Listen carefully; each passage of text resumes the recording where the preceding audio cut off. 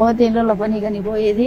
కొడుకు పక్క తండ్రి పక్క అన్ని చేస్తారు. మళ్ళీ చేసి మా మీదకి వేసేస్తారు. కాల్చిన మాకే పానం తీసేస్తారు. ఉరిగిని వేసేస్తారు. తిరిగి పంపండి, 1,00,000 కడితే నీ బిడ్డను తిరిగి పంపిస్తాం, లేకపోతే లేదు. సిగరెట్ కాల్చి పర్సనల్ పార్ట్స్ లో అంతా కాల్చేది. తర్వాత వచ్చి వాళ్ళకి ఎప్పుడు అనిపిస్తే అప్పుడు మనకి వాడుకోవడానికి ట్రై చేస్తారు. అసలు ఆయనకి నాకు ఒక కూతురు తండ్రి అన్న వయసులో ఉన్నాం మేము. అంటే ఆయన పక్కలోకి రావాలని, ఆయన చెప్పి నేను వినకపోతే మీ అమ్మని చంపించేస్తాము. నా భర్తను ఇంటికాడికి వచ్చి ఫోన్ చేసి ఏదో మాయమాట చెప్పి తీసుకొని పోయి అనవసరంగా పొడిచి చంపారు నా భర్తను. పీని కూడా గుర్తుపట్టలేని స్థితిలో చంపేశారు నా భర్తను. నిన్ను బయట వేసి పెట్టేసినారు. నాకు అన్నం పెట్టలే, ఏం పెట్టలే. నా బట్టలు కానీ ఇలా రూమ్ లో పెట్టుకొని ఉంటారు వాళ్ళు. నన్ను కాపాడండి. నేను మాట్లాడింది ఏంది, కువైట్ వాళ్ళు 10 సంవత్సరాల పిల్లోడి నుంచి 90 ఏళ్ల ముసలోళ్ళ వరకు హౌస్ మేడ్ని చేస్తారు, వాడుకుంటారు అని చెప్పిన. మనోళ్ళు ఇక్కడి నుంచి అక్కడికి పోయేసి తప్పుడు పనులు చేస్తారని నేను చెప్పినా అడుగు. మనోళ్ళు ఒక్కరే ఉన్నారా హౌస్ మేడ్? నేను మనోళ్ళు ఎక్కడన్నా, మనోళ్ళే ఎందుకు రియాక్ట్ అవుతున్నారు? ఇవంతా ఆన్ ద రికార్డ్. యూట్యూబ్ లో వచ్చినట్టు, గూగుల్లో వచ్చినట్టు, బిఫోర్ యూట్యూబ్ ఎన్ని ఉన్నాయా మేము చూసినట్టు. యూట్యూబ్ ఎంత ఎప్పుడు వచ్చిందన్న 2000కి 2005 మధ్యలోనే కదా. 10 సంవత్సరాల నుంచి 90 సంవత్సరాల వరకు తండ్రి కొడుకు వాళ్లే కాదు బంధువులు కూడా పిలిపించి చేయించినారని చెప్పింది ఒక మహాతల్లి. కొడుకులే కాదు సార్ వచ్చేది, కొడుకులు వాళ్ళ బంధువులు గాని వంట మంచి వచ్చిందంటే బంధువులు చూసే కొన్ని వస్తారా, వాళ్ళ దగ్గర కానీ బొమ్మంటారు. అన్నం పెట్టరు, మళ్ళా చేస్తానే ఉండాల. వాళ్ళకి టీలు ఎత్తుకొని పోతే టీలు ఎత్తుకొని వినప్పుడు వాళ్ళ రూమ్ లో వినప్పుడు పట్టుకుంటారు.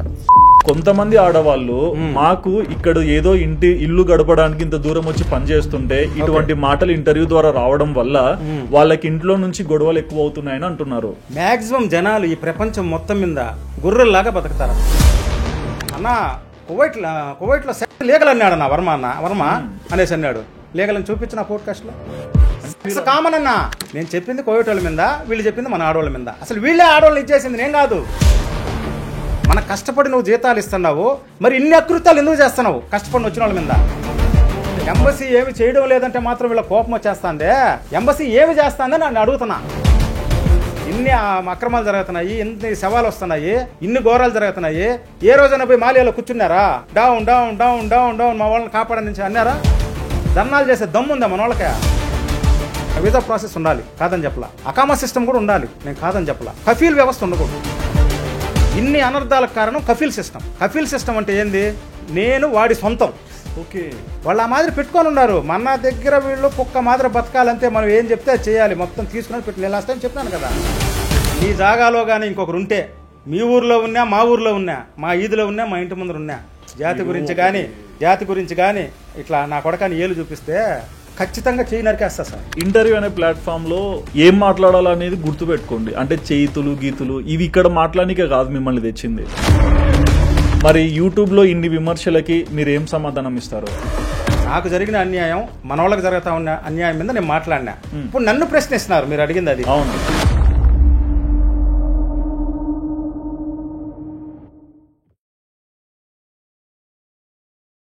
High viewers, welcome to Sudheer talks. నేను మీ హోస్ట్ సుధిరెడ్డి. రీసెంట్గా డిఎన్ వర్మ గారితో కువైట్కి వెళ్ళొద్దని చెప్పే విషయాల పట్ల చాలామంది ఎన్నో విమర్శలు చేశారు.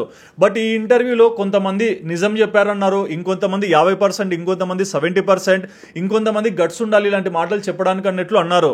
బట్ అదర్ ఎండ్లో కూడా చూసుకుంటే కొంతమంది మా జీవితాలని ప్రభావం చూపిస్తున్నాయి, ఆయన చెప్పిన దానిలో కొన్ని వాస్తవాలు ఉన్నాయి, కొన్ని వాస్తవాలు లేవన్నట్లు మాట్లాడారు. బట్ వీటన్నిటికీ చెక్ పాయింట్ మనకు ఆయన మాటల్లోనే తెలియాలి కదా. మరి కువైట్ వెళ్ళిన వాళ్ళ జీవితంలో వర్మ గారి అనుభవంలో ఎన్నో మాటలు చెప్పారు కదా, మరి వీటిలో ఉన్న వాస్తవాలు ఏంటి అండ్ మీకు వచ్చిన డౌట్స్ కి ఆయన ఎటువంటి సమాధానాలు ఇస్తారో ప్రతి ఒక్క విషయం కూడా మన ముందర ఉన్న డిఎన్ వర్మ గారిని అడిగి తెలుసుకుందాం. నమస్తే సార్. నమస్తే అన్న, ఎలా ఉన్నారు? బాగున్నా. Yeah sir, last interview Kuwait పట్ల మీ అభిప్రాయాన్ని మనస్ఫూర్తిగా వాస్తవమే చెప్పారనుకుంటున్నారా, లేకుంటే కొన్ని ఏమన్నా తగిలిచ్చాను అనుకుంటున్నారా? ఏమి తగిలేదన్నా, నా కంటితో చూసినటివి నాకు జరిగిన అనుభవాలే చెప్పినానన్నా. ఓకే, సొసైటీలో కువైట్ వాళ్ళ జరిగే అన్యాయాల గురించి చెప్పినానన్నా. అండ్ చాలా మంది మన వాళ్ళ గురించి ఏం చెప్పలేదన్నా. నేను మన వాళ్ళ గురించి ఎప్పుడు ఏం చెప్పలా. నేను కువైట్ వాళ్ళు చేసే అన్యాయాల గురించే మాట్లాడినా. ఓకే, కావాలంటే మీరు మొత్తం ఎపిసోడ్ చూసుకోండి, క్లారిటీ ఇస్తాను నేను. దీనిలో ఒక క్వశ్చన్ సార్, అంటే ఫస్ట్ కొన్ని స్ట్రైట్ క్వశ్చన్లు అడుగుదాం సార్. అడగండి. కువైట్కి వెళ్ళి 27 సంవత్సరాల అనుభవం ఉన్న ఒక వ్యక్తి అయ్యా. అదే దేశంలో సంపాదించుకున్నారు, నష్టపోయినారు, కానీ తిరిగి వచ్చి ఆ దేశం నుంచి బాగుపడినట్లే చెప్పారు ఇంటర్వ్యూలో. మరి ఇంత అంటే ఒక చోట అన్నం తిని అదే చోట ఇట్లాంటివి ఉందని చెప్పి విమర్శించడం కొంతమంది తీసుకోలేకపోయారు. మీరేమంటారు? అన్న, ఆ దేశంలో ఉన్నప్పుడు వాళ్ళు ఎన్ని అన్యాయాలు చేసినా ఎవ్వడు ఏం మాట్లాడలేడు. మీకు తెలిసింది ఆ విషయం. ఎందుకంటే ఇప్పుడు మీ దగ్గర నేను పనిచేస్తున్నానన్నా, మీరు చెప్పినట్టు నేను వినాలి. మీతో గొడవ పెట్టుకోవాలంటే నేను బయట పోయే గొడవ పెట్టుకోవాలి. ఓకే, నేను ఆ దేశంలో ఉన్న వాళ్ళతో ఎట్లా గొడవ పెట్టుకోవాలి? నాకు జరిగిన అన్యాయం మీకు చెప్పినాను. యాక్సిడెంట్ కేసు నా మీద 4 కేసులు పెట్టినారన్నా. యాక్సిడెంట్ అయితే ట్రాఫిక్ డిపార్ట్మెంటు వాళ్ళు చూసుకుంటారన్నా. నన్ను కొట్టడం ఏంది? నేను వాడిని కొట్టినా, గుడ్డలు చింపినా, ఇద్దరం కొట్టుకున్నాం, ట్రాఫిక్ ఆగిపోయింది. నన్ను మాత్రం బేడీలు వేసుకొని పోవడం ఏంది? మక్ఫర్ తీసుకొని పోయి ఒక రోజంతా పెట్టడం ఏంది? మక్ఫర్ అంటే పోలీస్ స్టేషన్ అన్న, డైరెక్ట్ జైలుకి వేయడం ఏంది? మళ్ళీ అక్కడి నుంచి 4 కేసులు అన్న మా లాయర్ గారు చెప్పిందే. ఓకే, కువైటోడు కొట్టినా తాకకూడదు, చెయ్యి తాకడం తప్పు, గుడ్డలు చంపడం తప్పు, బ్లడ్ వచ్చేట్టుగా కొట్టడం తప్పు, యాక్సిడెంట్ చేయడం తప్పు. ఇన్ని కేసులు వేసేసి నన్ను జైల్లో వేసినారు. కాబట్టి పెద్ద ఆయన లేకపోతే నా పరిస్థితి ఏంది రెడ్డి గారు? అవును, పెద్ద ఆయన గారు లేకపోతే నా పరిస్థితి ఏంది? నేను కూడా చచ్చిపోయాను. 9.5 సంవత్సరం, 8 నెలలు నా కుడిన దానికే ఎంతో కుమిలిపోయినా. ఏముండదు సార్, ఫోన్లు ఉండవు, ఏముండవు. 8 నెలలు ఎంత కుమిలిపోయింటానా? మీకు జరిగిన దాని గురించి ఈ మాట చెప్తున్నారు. అవును. అండ్ ఎక్కువ మంది నాకు ఫోన్లు చేస్తున్నారు, ఆఫీస్ కి మెసేజ్లు పెడుతున్నారు. కువైట్ లో ఆడవాళ్ళ పరిస్థితి ఇలా ఉంటుంది, 10 సంవత్సరాల నుంచి 90 సంవత్సరాలు ఉన్న వాళ్ళందరూ కూడా హౌస్ మేట్ మీద ఇట్లాంటి పార్టీకి పాల్పడతారని ఒక మాట ఇచ్చారు. ఓకే, సో దాంట్లో ఎక్కువ మంది అనేది ఏంటంటే, మేము కొంతమంది ఇక్కడ ఉన్నాము, మాకు ఇబ్బంది లేదంటారు. ఇంకొంతమంది కమెంట్స్ లో టాప్ 4 కమెంట్ చూసుకున్నా 200% నిజం, 100% నిజం, ఇట్లాంటి మాటలు చెప్పాలంటే చాలా దమ్ము ఉండాలని కూడా అన్నారు. ఓకే. బట్ కొంతమంది ఆడవాళ్ళు మాకు ఇక్కడ ఏదో ఇల్లు గడపడానికి ఇంత దూరం వచ్చి పని చేస్తుంటే ఇటువంటి మాటలు ఇంటర్వ్యూ ద్వారా రావడం వల్ల వాళ్ళకి ఇంట్లో నుంచి గొడవలు ఎక్కువ అవుతున్నాయని అంటున్నారు. మరి ఈ సెక్స్ గానీ, ప్రాస్టిట్యూషన్ గానీ, అక్కడ ఇంట్లో వాళ్ళు ఆడవాళ్ళ మీద చేసే పెత్తనాల గురించి కానీ చిన్న క్లారిటీ ఇవ్వండి. ఖచ్చితంగా. మ్యాక్సిమం జనాలు ఈ ప్రపంచం మొత్తం మీద గొర్రెల్లాగా బతుకుతారన్న. ఎందుకు? మిమ్మల్ని కూడా కలుపుతున్నా నేను, చెప్పండి. స్ట్రైట్ ఫార్వర్డ్ కాబట్టి నేను చెప్తున్నా. మ్యాక్సిమం జనాలు గొర్రెలాగా బతుకుతారు. ఇప్పుడు వాళ్ళు అడిగిన క్వశ్చన్ అది. గొర్రె దాటని ఎందుకన్నారు పాత వాళ్ళు? ఒక గొర్రె పోతే వెనకాల 50 గొర్రెలు పోతాయి. అది తప్పన్నా. టెక్నాలజీ ఇంత డెవలప్మెంట్ అయ్యి, ప్రపంచం ఇంత డెవలప్మెంట్ అయ్యి, ఇంత టెక్నాలజీ మనకు వచ్చి, ఇంత ఎడ్యుకేషన్ ఇంత వచ్చి ప్రపంచం ఎక్కడికో అయిపోయింది. ఇప్పుడు కూడా మనం గొర్రెల్లాగా బతుకుతాయిందన్నా. అంటే గొర్రె ఏ విషయంలో? నేను మాట్లాడింది ఏంది?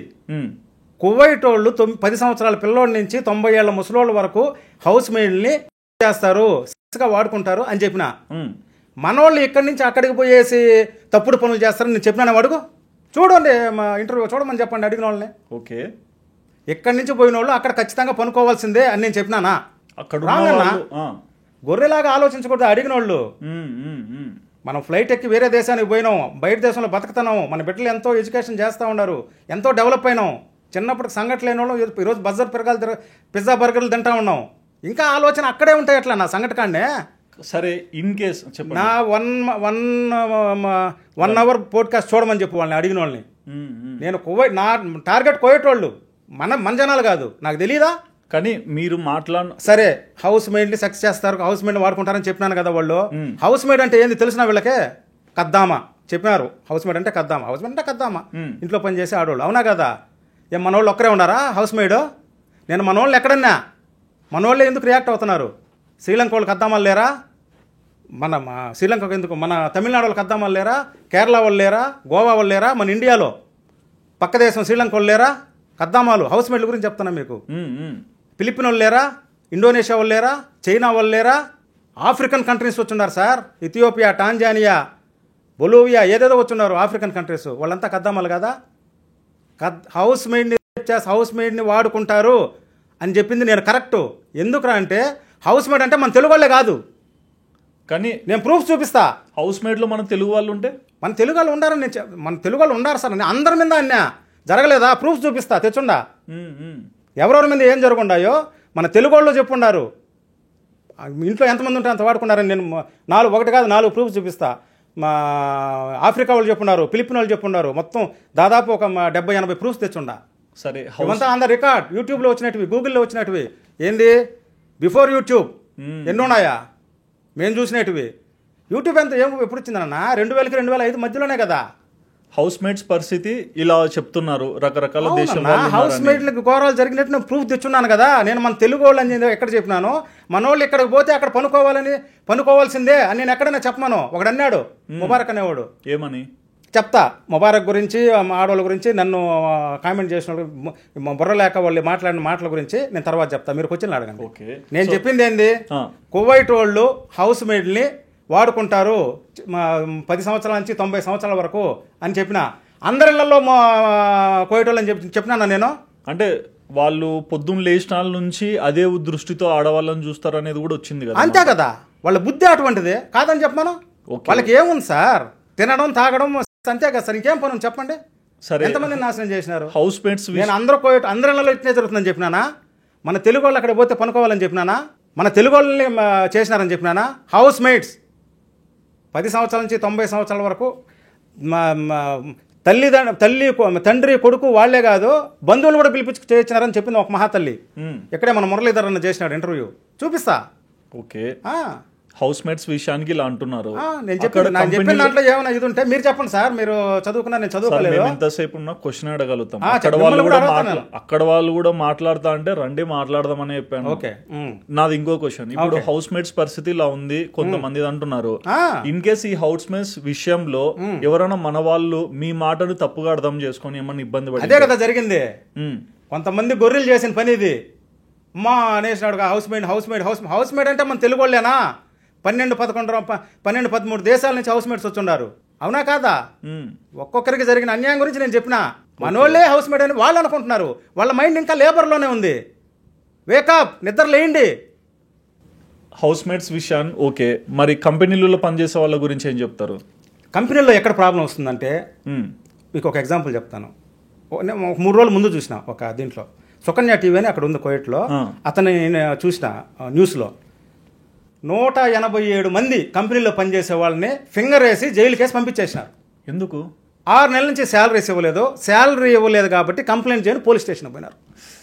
137 మంది ఎంతో ఆయన చెప్పింది. అతను పర్వాలేదు, బాగా చెప్తాడు. సుకన్య టీవీ అని ఒక అతను ఉన్నాడు. అతను కొంచెం జునైన్గా ఉంటాయి, అంటే యూట్యూబ్లో టీవీలో చూసి చెప్తాడు పాపం ప్రజలకి, చదువుకుని లేనివాళ్ళు కదా.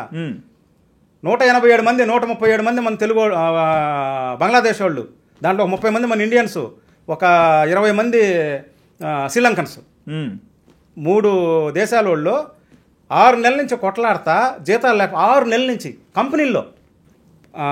సరే ఇంకా ఎవరితో చేసేది, కోయిటోళ్ళతో ఎంత కొట్లాడతారో, కంప్లైంట్ పదామనేసి అందరూ పోలీస్ స్టేషన్కి పోయినారు. మక్ఫర్ అంటారు అక్కడ. పోలీస్ స్టేషన్కి పోతే కంప్లైంట్ ఎఫ్ఐఆర్ తీసుకోకపోగా అందరినీ బండ్లు ఎక్కించి జైలుకి తీసుకుపోయి ఫింగర్లు వేసి ఇంటికి పంపించినారు. అంతమందిని 187 137 ఫుల్ నిద్రలో ఉండొచ్చు 187 or 137. ఓకే, కానీ నిజం ఇది. నేను చూపిస్తా సార్, ఇప్పుడు న్యూస్ ఉంది, సుకన్య టీవీ న్యూస్, ఇది కువైట్ టీవీ. ఓకే, సరే, యూట్యూబర్ సారీ. ఓకే, యూట్యూబ్ అన్నారు కదా. సో రీసెంట్ గా మీ వీడియో ఇంకా మీరు కంపెనీల గురించి అడిగినారు కదా, ఇది ఎగ్జాంపుల్ మాత్రమే. కంపెనీలో మాక్సిమం ప్రాబ్లం లేబర్కి వచ్చేది జీతాలు కానే సార్. జీతాలు ఎవరు బయట అకమ్మతో దొంగ అకమ్మ అని అన్నారు కదా, ఖాదీ అకమ్మ కొట్టించుకొని బయట కంపెనీలో పోయి ఆడ చేసుకుంటారు. గ్యారేజ్లు, షెడ్లు, సూపర్ మార్కెట్లు, జమియాలు అక్కడ ఇక్కడ చేసుకుంటూ ఉంటారు. జీతాలు కానీ డబ్బులు కానీ వస్తుంది సార్ బయట కంపెనీలో ఎంప్లాయర్స్కి. వాళ్ళ ఎంప్లాయర్స్ వచ్చినారు, బయట అకమ్మని తీసేయడం, వద్దనియడం, జీతం ఇవ్వకపోవడం, అలాంటి గొడవలు వస్తాయి అంతే కంపెనీల్లో. ఓకే, రికార్డు ఎవడైతే అగ్రిమెంట్ ప్రకారం కంపెనీలో అకామా ఉండి పని చేసుకుంటున్నాడా వాడికి ఏ ప్రాబ్లం రాదు మ్యాక్సిమం. వాడికి ఏదైనా ప్రాబ్లం వచ్చిందంటే ఏం చేస్తారు, వాడు అకామా కదా కంపెనీ వాడి మనిషి కదా. ఏదైనా జీతం కాడ ఆడ గొడవ వచ్చిందనుకో, దొంగతనం చేసినాడని దెంకపోయి మక్ఫర్లో పోలీస్ స్టేషన్. ఓకే, ఫింగరేసి పంపించేస్తారు. అండ్ రీసెంట్గా మన ఇంటర్వ్యూ వచ్చాక చాలా మంది దీని పట్ల ఒక్కొక్కరు వాళ్ళకి నచ్చిన వ్యక్తిగత అభిప్రాయాన్ని ఎక్స్ప్రెస్ చేశారు. అండ్ ఇంకొంతమంది ఆ ఇంటర్వ్యూలో కొన్ని మాటల్ని తీసుకొని ఇంకొంతమంది అక్కడ ఉన్న బాధితుల్లోనో అక్కడ ఉన్న వాళ్ళతోనో కొన్ని వాస్తవాలు మాట్లాడించడానికి ట్రై చేసినారు. మరి యూట్యూబ్ లో ఇన్ని విమర్శలకి మీరు ఏం సమాధానం ఇస్తారు? ఏ విషయాల మీద అంటే మీ మీద వచ్చిన క్వశ్చన్స్ కానీ అక్కడ ఉన్న వాళ్ళు మీ మీద కొన్ని ఆరోపణలు చెప్తున్న వాటి పట్ల కానీ? ఖచ్చితంగా సార్, ఎవరైతే ఇప్పుడు నేను ఒక సామెత చెప్తాను sir, when system fail a power will rise. విన్నారో లేదో మీరు? విన్నా. ఒక ఇంగ్లీష్ కవి చెప్పినాడు, వ్యవస్థ సర్వనాశనం అయిపోతా ఉంటే ఒక ప్రశ్నించేవాడు పుడతాడని చెప్పినారు. ఆ ప్రశ్నించేవాడిని నేను కాదు, నా గురించి నేను చెప్పుకోవడంలే, ఆ విధంగా ప్రశ్నించే కొంతమంది మన నాయకులు పుట్టినారు కాబట్టి ఈరోజు మనం బ్రిటిష్ వాళ్ళ దగ్గర మెట్టు దెబ్బలు తినకుండా మన బతుకు మనం బతుక్కుంటున్నాం. ప్రశ్నించేవాడు ఖచ్చితంగా ఉండాలి. నాకు జరిగిన అన్యాయం మన వాళ్ళకి జరుగుతా ఉన్న అన్యాయం మీద నేను మాట్లాడినా. ఇప్పుడు నన్ను ప్రశ్నిస్తున్నారు, మీరు అడిగింది అది. నన్ను ప్రశ్నిస్తున్నారు, నేను వాళ్ళకి రెస్పెక్ట్ ఇస్తా. ఎందుకురా అంటే ప్రశ్నించే గుణం ఉండాలి ప్రతి మనిషికి. గొర్రెల్లాగా పోకూడదని నేనే చెప్తున్నా. గొర్రెల్లాగా బతకూడదు ఏ మనిషి అయినా. ప్రశ్నించాలి అన్యాయం జరిగినప్పుడు. 1000 మందిలో ఒకటి ప్రశ్నించేవాడు ఉంటాడు, ఉండాలి కూడా. మరి నన్ను ప్రశ్నించినారో వాళ్ళకి నేను చెప్పింది అర్థం కాలేదని చెప్తున్నా. ఇంకా క్లారిటీగా చెప్పమంటావా? ప్రశాంతి మేడం మన పాడ్కాస్ట్ చూస్తానే ఆలీ గారు అని చెప్పేసి ఆయన కొంతమందిని ఒక ముగ్గురిని కూర్చొని పెట్టి కాన్ఫరెన్స్లో ఇంటర్వ్యూ చేసినాడు, బై ఫోన్ అనమాట. అతను నా పాడ్కాస్ట్ అసలు పూర్తిగా చూడనేలే. స్టార్టింగే అతను తప్పు చెప్పినాడు. వర్మ గారికి 10 సంవత్సరాల ఎక్స్పీరియన్స్ ఉంది కదా, ఏమి అది ఇది అని అన్నాడు. 10 సంవత్సరాల ఎక్స్పీరియన్స్ నేను మాట్లాడాలి. 27 అది రాంగ్ అంటే నా అతను తప్పు అని చెప్పలా. ఏదో తొందరగా ఊరే అన్యాయం జరిగిపోతుందని ఎవరో ఫోన్ చేసేసినారో ఈయన ఏదో చేసేద్దామని పెట్టేసినాడు ఫోన్లు. ఏది వీడియో ఇదనమాట, వీడియో కాన్ఫరెన్స్లో ఆలీ గారు. కానీ అతను కొన్ని చూసినాను ఇంటర్వ్యూలో, తెలంగాణ ఆంధ్ర రాజకీయాల పరంగా ఏదో మాట్లాడుతూ ఉంటాడు. Okay, good. నాలెడ్జ్ లేకుండా నువ్వు వాళ్ళని కాన్ఫరెన్స్లోకి పిలవడం తప్పు. ఎవరు ఆలీ గారికి చెప్తున్నా. నీకు నాలెడ్జ్ కావాలంటే try to interview the out side people. ఎవరికి అన్యాయం జరిగిందో వాళ్ళని ఇంటర్వ్యూలు చేయండి అయ్యా. అక్కడుండి సంపాదించుకునే వాళ్ళని మీరు ఇంటర్వ్యూలు చేసేది ఏంది? నేను యాంకర్లను అడుగుతున్నా. ఓకే, ఆలీ గారు నువ్వు నేను అడుగుతా ఉండా. మీకు ఏం తెలియనప్పుడు కాన్ఫరెన్స్ తీసుకురాకూడదు. పూర్తిగా నా పోడ్కాస్ట్ చూడండి, 1 అవరే కదా. మీరు అంత బిజీ అయినప్పుడు ఎందుకు కాన్ఫరెన్స్ తీసుకురావాలా? మీరు ఏదో అడగడం వల్ల వాళ్ళు కన్ఫ్యూజన్ అయిపోయినారు, ఏదో చెప్పినారు. ముబారక్ అనే అతన్ని ఇంటర్వ్యూ చేసినాడు. ముబారక్ అనే అతను ఒక యూట్యూబర్. అతని మాట క్లియర్గా ఉండదు, అతను అడిగేదానికి అస్సలు అర్థం కూడా ఉండదు. ఎందుకంటే అతను ఒక 3-4 పాయింట్లు అడిగినాడు. అన్న ఇది చాలా తప్పన్నా, ఇది చాలా తప్పన్నా, చాలా తప్పన్నా ఆలీ అన్న అడిగినాడు అనమాట. అతను చెప్పినట్టు ఏంది, నేను ఇంతవరకు ఎవరికి రిప్లై ఇవ్వలా. నేను రిప్లై ఇచ్చినాను అనుకో వాళ్ళు ఆలోచించాల్సి వస్తుంది. చెప్పండి. నేను ఇంటర్వ్యూ ద్వారానే చెప్దాం అనుకున్నా. వాళ్ళే అడిగినారు కదా, సుధీర్ అన్న ఇంటర్వ్యూ ద్వారానే చెప్పాలనుకున్నా. మిమ్మల్ని అడిగినారు కాబట్టి నేను చెప్తున్నా వాళ్ళకి.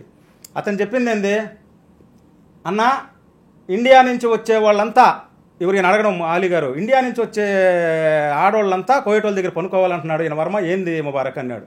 అన్న చాలా రాంగ్ అన్నా, ఇది చాలా తప్పన్నా. నేను అన్నాను సార్ ఆ మాట. ముబారక్ ఒక యూట్యూబరు, ఒక చదువుకున్న పిల్లోడు, ఒక యంగ్స్టరు. నేను అన్న మాటని ఎట్లా చెప్తాడు? నేను అనింది ఏంది, కువైట్ వాళ్ళు చేసేదాని గురించి అడిగినా, అంతేగాని ఇక్కడి నుంచి పోయి పనుకుంటున్నారా నేను చెప్పలా. నెంబర్ 2, అన్న కువైట్లో లీగల్ అన్నాడు అన్న వర్మ అనేసి అన్నాడు. లీగల్ని చూపించిన పోడ్కాస్ట్లో కామన్ అన్నా. ఏదో ఒకటి పర్మిషన్ తెచ్చుకుంటారు, అమ్మాయిల్ని సప్లై చేసి, అది ఆఫీస్ సంగతి, అది దీనికి సంబంధం లేదు. అది దాన్ని చెప్పలా, ఎందుకంటే అది కరెక్ట్ కాబట్టి. ఏదైతే కరెక్టో దాని గురించి ఎవరు మాట్లాడాలా. ఏదైతే వీళ్ళకి అర్థం కాలేదో దాన్ని క్వశ్చన్ చేస్తున్నారు. ఇప్పుడు నేను చెప్తున్నాను కదా, చెప్పండి. నేను చెప్పింది కోవిడ్ వాళ్ళ మీద, వీళ్ళు చెప్పింది మన ఆడవాళ్ళ మీద. అసలు వీళ్ళే ఆడవాళ్ళని ఇచ్చేసింది, నేను కాదు. నేను హౌస్ మేట్స్ అన్నా. హౌస్ మేట్ అంటే మన తెలుగు ఆడవాళ్ళు కాదన్నా. 100 దేశాలు ఎక్కడి నుంచో ఇక్కడికి వచ్చే దేశాల వాళ్ళంతా. నా మాటలో నిజాయితీ ఉంటుంది కాబట్టి నేను ఇంత కరెక్ట్గా మాట్లాడతా. మీరు లోతుగా ఆలోచించండి. నువ్వు చదువుకొని ఒక యూట్యూబర్గా ఉండి ఇంత ఎదుగుండి వేస్ట్ కదా అబద్ధం మాటలు చెప్పడమా. నేను ఏంటండి కామన్ అన్నా. లీగల్కి కామన్కి అర్థం ఏందన్నా? లీగల్ కామన్ అనేది నాట్ సేమ్, నాట్ ఈక్వల్. రెండు ఒకటి కాదు. లీగల్ ఇల్లీగల్ అనే పదాలు సమాజానికి సంబంధించినటివి. కామన్ అనే పదము మనిషి సైకాలజీకి సంబంధించింది. కామన్ థింగ్, నీ ఎంజాయ్మెంట్, నీ కామన్. ఇది ఒక అమ్మాయితో నేను చేయాలి, అది కామన్ అనుకున్నానా, చేస్తా అంతే. ఆ అమ్మాయి నాతో, అది కామన్ థింగ్. ఇల్లీగల్ అనేది చేసేటప్పుడు డిపార్ట్మెంట్ కానీ వాళ్ళు కానీ పట్టుకుంటే అది ఇల్లీగల్. ఇల్లీగల్ అనే పదం సమాజానికి, డిపార్ట్మెంట్కి, లాకి సంబంధించిన మాట. అది నేను చూసుకో. కామన్ అనేది మనిషికి సంబంధించింది, నా ఇష్టం. కామన్ థింగ్, ఎంజాయ్మెంట్, ఇది లీగల్ వేరు, కామన్ వేరు. ఎవరు కామన్ సెన్స్ గురించి ఆలోచిస్తారో, కామన్ అనే పదానికి అర్థం ఉంటుందో, నేను ఆ అర్థం ప్రకారం నేను మాట్లాడినా. ఓకే, కామన్ అనుకున్నారు కాబట్టి ఇంతమంది ఎంజాయ్ చేస్తూ ఉన్నారు సార్. జరగడం లేదా ఎంజాయ్మెంట్? నేను దాని గురించి ఏమైనా మాట్లాడినానా సార్? ఎవరైనా ఏమన్నా ఎందుకు చేస్తారు సార్ బిడ్డల కోసం అని అనున్నా నేను ఆ పోడ్కాస్ట్లో. అదే కదా, ఎవరు కామన్ అనుకుంటారో వాళ్ళు ఎంజాయ్ చేస్తారు అంతే. నేను ఎవరి గురించి ఏం మాట్లాడాల. ఆ రెండు. మూడోది ఏమన్నాడు అంటే, పెళ్ళాం ముందరనే, మొగుడు ముందరనే పెళ్ళాన్ని తీసుకొని పోతే మనం ఏం అడగకూడదు అని అన్నాడు అనేసి అతను అన్నాడు. ఆ మాట నేను అనలా. నేనేమన్నా, నీ ముందర నీ పెళ్ళాన్ని చేస్తా ఉన్నా కోయేటోడు, నువ్వు చూస్తే నువ్వేమనలేమన్నా. ఏమంటావు వాడు చెప్పు నువ్వు? 2 ఉన్నారు సార్, భార్యాభర్త మా కోయిటింట్లో పనిచేస్తూ ఉన్నారు సార్. ఎక్కడి నుంచో వచ్చినారు, ఆఫ్రికా వాళ్ళు అనుకో, ఫిలిపిన్ వాళ్ళు అనుకో, నేను మన తెలుగు వాళ్ళని చెప్పినానా, ఉన్నారు. ఒకడు డ్రైవరు, ఒకడు మా అమ్మాయి వచ్చి కద్దామా. ఏదో వాళ్ళిద్దరి మధ్య సంబంధం నీకు తెలిసింది. నువ్వేమంటావు వాడిని కొట్టగలుగుతావా? ఎందుకు నా భార్యతో పనుకుని అడగగలుగుతావా? వాడి మొహాన్ని ఊయగలుగుతావా? పోయి కంప్లైంట్ చేయగలుగుతావా? నీ భార్యను తీసుకొని వచ్చేయగలుగుతావా? వాడిని చంపేయగలుగుతావా? అది నేను చెప్పింది. ఏమీ చేయలేమన్నా, అంతేగాని నీ ముందర నీ పెళ్ళాన్ని తీసుకోమైనా మనం ఏం చేయలేము, చేయకూడదు అని అన్నాడని అతను. కావాలని చూడండి, ముబారక్ అని అతను అనింది. 3 రాంగే. 4వది సార్, కోయేటోళ్ళు దేవుళ్ళు సార్. మా పెద్దమ్మ 30 ఏళ్ళు పనిచేసింది సార్. ఇప్పటికీ ఆమె ఇంటికి వెళ్ళిపోయినా రంజాన్కి 5,000 పంపిస్తారు సార్ అన్నాడు. ఇంకా ఎక్కడున్నారో చూడన్నా. వాళ్ళు ఇప్పటికే మనల్ని బెగ్గర్లు మారి చూస్తున్నారు, అడుక్కునే వాళ్ళు అంటున్నారు, గతిలేక మన ఇళ్ళ కాడికి వచ్చి బతుకుతున్నారు అనే ఫీలింగ్తో ఉన్నారు వాళ్ళు. అందుకే మెట్టుతో కొడుతున్నారు, ఇన్ని చేస్తున్నారు, పాస్పోర్ట్లు బెరికి పెట్టుకుంటున్నారు, అకామా క్యాన్సిల్ చేసి ఇంటికి తరలిస్తున్నారు, ఏమన్నా మాట్లాడితే పొడిసి చంపేస్తున్నారు, ఇంకా ఏమన్నా మాట్లాడితే ముక్కలు చేసి ఎడారిలో పాతి పెడుతున్నారు. ఇన్ని శవాలు వస్తున్నాయి. ఇతను మాట్లాడిన మాటలు చూసినావా? 5,000 రూపాయలు సంవత్సరానికి ఒకసారి వాళ్ళ బాబా వాళ్ళ పెద్దమ్మకు పంపిస్తే దేవుడు అంట. నన్ను ఉరేసే పొజిషన్లో నేనుంటే, మా పెద్ద రాజశేఖర రెడ్డి గారు నన్ను ఒక వారం 10 రోజుల్లో తీసుకొని వస్తే వైఎస్ఆర్ పార్టీకి చెందిన వాళ్ళంతా ఇంతే అని వాడు కూడా ఒకటి కామెంట్ పెట్టా. ఇప్పుడు వాడు మీ పెద్దమ్మకు పంపిస్తున్నాడు. వాడు 30 సంవత్సరాలు మీ పెద్దమ్మ చెమట, మీ పెద్దమ్మ శక్తి, మీ పెద్దమ్మ రక్తం ఎంత దాగుంటాడా, ఎంత పని చేయించుకుంటాడా? ఊరికే పంపిస్తున్నాడా? ప్రేమ కోసం పంపిస్తున్నాడా? ప్రేమగా పంపించేటప్పుడు నెలలో ఒక 100 దినాలు పంపిమనియా. ఒక 100 దినాలు ఒక 25,000, 100 లెక్కే లేదు కదా, వాళ్ళకి వేలలో ఉంటాయి కదా జీతాల. ఒక 100 పంపిమని అంత ప్రేమ అయితే ఎందుకు రంజాన్కే పోయిస్తున్నాడు? రంజాన్ రోజు ఒకరికి 1 దినారు బాధిస్తే ఆ దేవుడు నాకు 100 దినార్లు ఇస్తాడని ఫీలింగ్.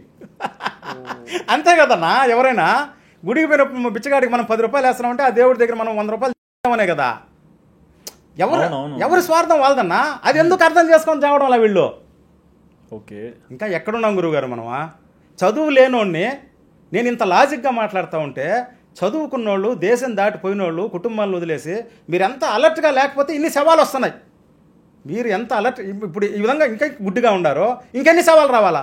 సరే, యూట్యూబ్లో కువైట్లో వెళ్ళిన వాళ్ళ గురించి కొంచెం వెతుకుతుంటే జీలకర్ర మురళి అని చెప్పి ఒక అతని గురించి ఒక న్యూస్ చూశాను. ఆయన గురించి మీకు ఏం తెలుసు? జీలకర్ర మురళి రాయల్, ఆయనకి దండం అన్న. బల్జి కులస్తుడు, మా పక్కనే అన్న, మా ఊరు పక్కనే, కోడూరు పక్కనే పల్లి. అతను నేను దాదాపు 12-13 సంవత్సరాల క్రితము అతని గురించి నాకు తెలుసు. నేను కోవిట్లో ఉన్నప్పుడు నేను అతను కలవలా.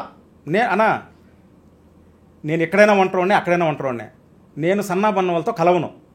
నా మీటింగ్ అంతా పెద్ద పెద్దతోనే ఉంటాయి. ఓకే, ఇది గర్వంగా చెప్పుకోవడం కాదు. నేను పెద్ద వాళ్ళతో టచ్లో ఉంటా. నాకేమైనా కావాలంటే వాళ్ళని ఉపయోగించుకుంటా, వాళ్ళకి ఏమైనా కావాలంటే నన్ను ఉపయోగించుకుంటారు పెద్ద పెద్దోళ్ళు. అంటే అది మంచి దారికా చెడ్డ దారికా?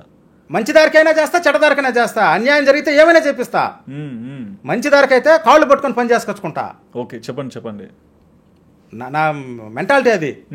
సరే, జీలకర్ర మురళి గారి గురించి చెప్పాలరా అంటే నా విషయం చెప్పాలి. ఇది నా పర్సనల్ ఎక్స్పీరియన్స్. డార్క్ సెల్లో ఉన్నా నేను. డార్క్ సెల్లో ఉన్నా. ఫస్ట్ నన్ను సెంట్రల్ జైలుకి పంపించే ముందు నన్ను డార్క్ సెల్లో వేసినారు. సెంట్రల్ జైలు అనేది శిక్ష పడిపోయినప్పుడు సులేబియా అని చెప్పేసి ఒక సెంట్రల్ జైలు అన్న, అది మెయిన్ కోయట్లో. అది శిక్ష పడిన వాళ్ళకి. దానికి ముందు ఒక సబ్ జైలు ఒకటి ఉన్నది, జిలేబ్ షూక్ అనేసి. అక్కడి నుంచి ఎవరైనా ఇంటికి పోయేవాళ్ళు, ఫింగర్లు పడి వచ్చిన వాళ్ళు, సన్నాబన్న కేసులు, ఇంకా శిక్షపడి రిమాండ్లో ఉండేవాళ్ళు, ఇంకా శిక్షపడిన తర్వాత ట్రాన్స్ఫర్ చేద్దాము, ఫార్మాలిటీస్ పూర్తి చేసి అనే ఒక సబ్ జైలు ఉందన్న. జిలేబ్ షూక్ అంటారు. 6వ నెంబర్ రోడ్లో ఉంది, 6th రింగ్ రోడ్ అంటారు, మైదానంలో ఉంది. ఆ జైల్లో నేను డార్క్ సెల్లో వేసినాను నన్ను. ఎందుకంటే నాకు శిక్ష పడిందన్నా, నన్ను ట్రాన్స్ఫర్ చేయాలి, కొంచెం ఫార్మాలిటీస్ పూర్తి చేస్తున్నారు. 2-3 రోజులు డార్క్ సెల్లో వేసినారు. బయట ఉంటే ఏమన్నా సూసైడ్ చేసుకుంటానేమో. కమ్ముల సెల్ వేరు, డార్క్ సెల్ వేరు. డార్క్ సెల్ అనేది ఇక్కడ కనిపిస్తుంది జస్ట్ లోపల ఏసీ గీసి అంతా ఉంటాయి. నీకు బ్రహ్మాండంగా ఊపిరి అంతా మన ఇండియన్ జైలు మాదిరి కాదు, అంతా ఉంటాయి. ఫుడ్ పంపించేదానికి రంధ్రాలు ఉంటాయి, అంతా ఓకే. డార్క్ సెల్ అనేది మొత్తం క్లోజ్. ఓకే, మన గుడ్డలు కూడా ఉన్నీరనమాట. వాటిని తీసుకొని ఎక్కడ హ్యాంగ్ చేసుకుంటాం మనం. ఓ, అంత ఘోరంగా ఏం తెలియదు. మన టోటల్ న్యూడ్ డార్క్ సెల్ అనేది. ఒంటరిగా ఉంటాం, న్యూడ్ బట్టలన్నీ మనమే తీసేస్తే తీసుకుని వెళ్ళిపోతారు. ఏముండదు, నన్నగా ఉంటాయి లోపల, స్మూత్గా. Dark cell. ఓకే, చెప్పండి. బయట స్పీకర్ మాదిరి ఉంటుంది, అంటే అప్పుడు మనకు లోపల వినిపిస్తుంది. అదనమాట. జైల్లో కోవిట్లో ఉండే మక్ఫర్లకి అంటే పోలీస్ స్టేషన్లకి జైళ్ళకి మొత్తం ఫుడ్ సప్లైయర్ క్యాటరింగ్ డిపార్ట్మెంట్. అక్కడ ఫుడ్ సప్లై చేసేది క్యాటరింగ్ కంపెనీలు ఉన్నాయి. కొన్ని క్యాటరింగ్ కంపెనీలు జైళ్ళకి మక్ఫర్లకి పోలీస్ స్టేషన్లకి అరబియా వచ్చేస్తుంది గురువుగారు. 6 సంవత్సరాలు అయిపోయి కూడా సప్లై చేసే అతను కొన్ని డిపార్ట్మెంట్లు ఉన్నాయి. వాళ్ళల్లో కోడూరు పక్కన ముక్కావారిపల్లి అని చెప్పేసి మా ఎమ్మెల్యే గారు ఊరు. ముక్కావారిపల్లి వెంకటరెడ్డి అన్న ఒక ఆయన ఉన్నాడన్న. ఆయన హార్ట్ అటాక్ వచ్చి చచ్చిపోయినాడు. ఆయన ఈ విధంగా రాజు ఈ మధ్యన పలానా దీంట్లో ఉండని చెప్పేసి ఆయన వాళ్ళకే అల్లుడు అనమాట. అన్నం ఇచ్చేదానికి వస్తారు. పలానా దీంట్లో ఉండని చెప్పేసి డార్క్ సెల్లో ఉన్నాడని చెప్తే పర్మిషన్ తీసుకొని డార్క్ సెల్ నాటలో ఓన్లీ పోలీసు వాళ్ళే రావాలా, అసలు అన్నం కూడా అప్పటేసిపోవాలా, అతనికి ఉండే మంచితనంతో నన్ను చూడాలని చెప్పేసి నేరుగా వచ్చి నాతో మాట్లాడేసి ఫుడ్ ఆర్డర్ పెట్టి నన్ను తీసుకొని చెప్పేసి 50 దినార్లు అన్న. 50 దినాలు అంటే మన డబ్బు ఇప్పుడు అయితే 12-13 వేలు, అప్పుడు 10,000 మాకు. ఒక 50 దినాలు, 20 దినాలు ఒకటి, 20 దినాలు ఒకటి, 10 దినాలు ఒకటి సన్నగా ఏలు మాదిరి మడతేసి ఆ బొక్కలోంచి చేసేసినాడు. ఓకే చూడు అతనెవరు నేనెవరు. సరే ఎందుకు వేసినాడో మళ్ళీ చెప్తా. సరే అంతే. ఆ నుంచి మళ్ళీ నన్ను సెంట్రల్ జైలుకి ట్రాన్స్ఫర్ చేసినారు. తర్వాత నీకు తెలిసిందే కదా, పెద్ద ఆయన పట్టుకుని నేను వచ్చేసిన. ఆ 50 దినాలు ఎందుకు వేసినారు అంటే నేను ఇంటికి వచ్చిన తర్వాత ఫోన్ చేస్తే ఒక్కొక్కప్పుడు జైళ్ళలో ఉండేవాళ్ళు కఫాలా అని చెప్పి సొంత కఫాలా అంటే సొంత పూచీకత్తు మీద వదులుతారు లోపలికి, ఏదైనా పని చేసుకొని బతుక్కోబో శిక్ష పన్నోళ్ళకి. ఆయనకి తెలియదు నాకు శిక్ష పడిందని, రిమాండ్లో ఉన్నాను అనుకుంటున్నాడు. రిమాండ్లో ఉండే వాళ్ళకి సొంత పూచీకత్తు మీద మొత్తం అంతా కేసు ఫైల్ చేసి బయట పోనీయకుండా, ఆ నుంచి బయట పోలేం కేసు ఉంటే కంప్యూటర్లు అంతా ఇచ్చేస్తారు, దాటుకోలేం లోపల. ఒక విమానమే కదా అక్కడ సార్, వచ్చిపోయేది విమానమే, ఎయిర్పోర్ట్లో అంతా లాక్ చేస్తారు, బోర్డర్లు అంతా ఇన్ఫర్మేషన్ ఇచ్చేస్తారు, ప్రతి కంప్యూటర్లో వచ్చేస్తుంది అనమాట. అట్లా 50 దినాలు సొంత పూచీకత్తు మీద పోయి పని చేసుకోబో, పిలిచినప్పుడు వాయిదాలకు రావాలి అనే సిస్టమ్ ఉంది అక్కడ. ఓకే, అది కోయట్ వాళ్ళకి అరబ్బీ వాళ్ళకి ఏదో ఉందన్నమాట చిన్నబన్న కేసులకి. ఆయన నా చిన్నబన్న కేసు అనుకో తెలియకుండా వీడి దగ్గర ఉన్నదో లేదని చెప్పి బొక్కలో 50 వేసుకున్నాడు పాపం. తెలియకుండా తెలియకుండా కాదు, ప్రేమన్నా. అదే ప్రేమ. ఎవరు అతనెవరు నేనెవరు, మన పక్కూరోడు ఎవరో నాకు అతనికి సంబంధమేలే. సరే అతను హార్ట్ అటాక్ వచ్చి చచ్చిపోయినాడు అక్కడ. హార్ట్ అటాక్ వచ్చి చచ్చిపోయినాడు 2010, 2010, 2012 ఆ టైంలో హార్ట్ అటాక్ వచ్చి చచ్చిపోయినప్పుడు మొత్తం జలకర మురళన్న ఆయన శవాన్ని ఎవరు ఉంటారన్న అక్కడ చచ్చిపోతే ఎంబసీ చేసి పంపించాల్సిన పనులన్నీ జలకర మురళన్న చేసి పంపిస్తున్నాడు. కొన్ని 100 డెడ్ బాడీలు పంపించున్నాడు ఆయన. నేను ఎగ్జాంపుల్గా మా రెడ్డి గారు చెప్పినాను, కొన్ని 100 మంది అనాథ శవాలు అక్కడ చచ్చిపోతారు, ఎవరుండరు, ఎట్లా వస్తుంది? కొన్ని సంవత్సరాలనే రాదు సార్, అక్కడే పడేస్తారు. అట్లాంటి శవాలనంతా ఇండ్లకు పంపించేది జలకర మురళి రాయల్. బల్జు కులస్తుడు, కాపు కులస్తుడు, జలకర మురళి రాయల్. ధర్మాత్ముడు అన్న, అతను మెచ్చుకోవచ్చు. అతను వ్యాపారాలు చేసుకుంటున్నాడు. ఎంతమంది అన్న ఒక శవాన్ని ఇక్కడ పంపించాలంటే ఎంబసీకే కాదన్నా 10 డిపార్ట్మెంట్కి జరగాల. మార్చిరికి పోవాలా, ఇంకొక డిపార్ట్మెంట్లో కాగితం తేవాలా, అది తేవాలా, మెడికల్ దీంట్లో తేవాలా, ఇంకొక దాంట్లో తేవాలా, అది ఆయనకే తెలుసు. అన్నీ చేసి పంపిస్తాడు సార్, కానీ ఖర్చులు డబ్బులు ఇస్తాడు సార్. అంటే ఒక వ్యక్తిగా అయినది ఇలా ఉంది, అక్కడికి వెళ్ళి చనిపోయే వాళ్ళు కూడా ఉన్నారన్నారు. ఇప్పుడు బేసిక్ గా ఒక దేశానికి మనం వెళ్తుంటే వీసా వస్తుంది, దానికంటూ అగ్రిమెంట్ లో కొన్ని రూల్స్ రెగ్యులేషన్స్ రాస్తారు కదా. మరి ఈ రూల్స్ అండ్ రెగ్యులేషన్స్ లో ఇట్లాంటివన్నీ ఉండవా? ఏమన్నా ఇబ్బంది అయితే? ఎక్సలెంట్ అన్న, ఇది నేనే చెప్దాం అనుకున్నా. ఓకే, అగ్రిమెంట్ పేపర్ అనేదన్నా అన్న మొత్తం ఎంబసీ చూసుకోవాలా. మురళి అన్న చేసే పనులు కానీ ఏ పనైనా ఒక మనిషి ఇక్కడి నుంచి ఆడికి తీసుకుంటున్నదంటే మన గవర్నమెంట్ ఎంబసీ అక్కడ ఎందుకు పెట్టిందన్న? అగ్రిమెంట్ పేపర్ ఎందుకు చూపిస్తుంది? మేమున్న కాలంలోనే అగ్రిమెంట్ పేపర్ అని అక్కడ షర్క్ బెహబాన్ అని ఒక బిల్డింగ్లో ఈ అగ్రిమెంట్, అది కూడా ఒక స్కామ్. అక్కడేం చెప్తారు, వీసా వచ్చినప్పుడు అగ్రిమెంట్ పేపర్ లేకపోతే ఇండియా నుంచి అక్కడ పంపిరు అని, అక్కడేమో ఒక 15,000 ఎంతో వాళ్ళు తీసేస్తారు. ఎవరు? ఎంబసీ వాళ్ళు. ఎంబసీ మన గవర్నమెంట్ అగ్రిమెంట్ పేపర్ తీసుకునేస్తారు. ఒరే ఇండియాకి వీసా పంపించిన తర్వాత పంపిరని చెప్పి మన వాళ్ళు పోలోమని పోయేసి వాళ్ళకి 12,000, 13,000, ఆ కాలంలో 12-13, ఇప్పుడు ఎంత అయిందో నాకు తెలియదు. మళ్ళీ అది 2 వారాలకి ఎంత వస్తుంది అగ్రిమెంట్ పేపర్, ఇక్కడ వీసా టైం అయిపోతూ ఉంటుంది. ఎన్నెన్నో కష్టాలు పడి లంచాలు ఇచ్చి ఎట్లా ఒకటి తీసుకొస్తారు. అగ్రిమెంట్ పేపర్ అనేది ఏందన్నా, అగ్రిమెంట్ పేపర్ కోయేటోడికి మన ఇండియన్ గవర్నమెంట్కి అగ్రిమెంటు.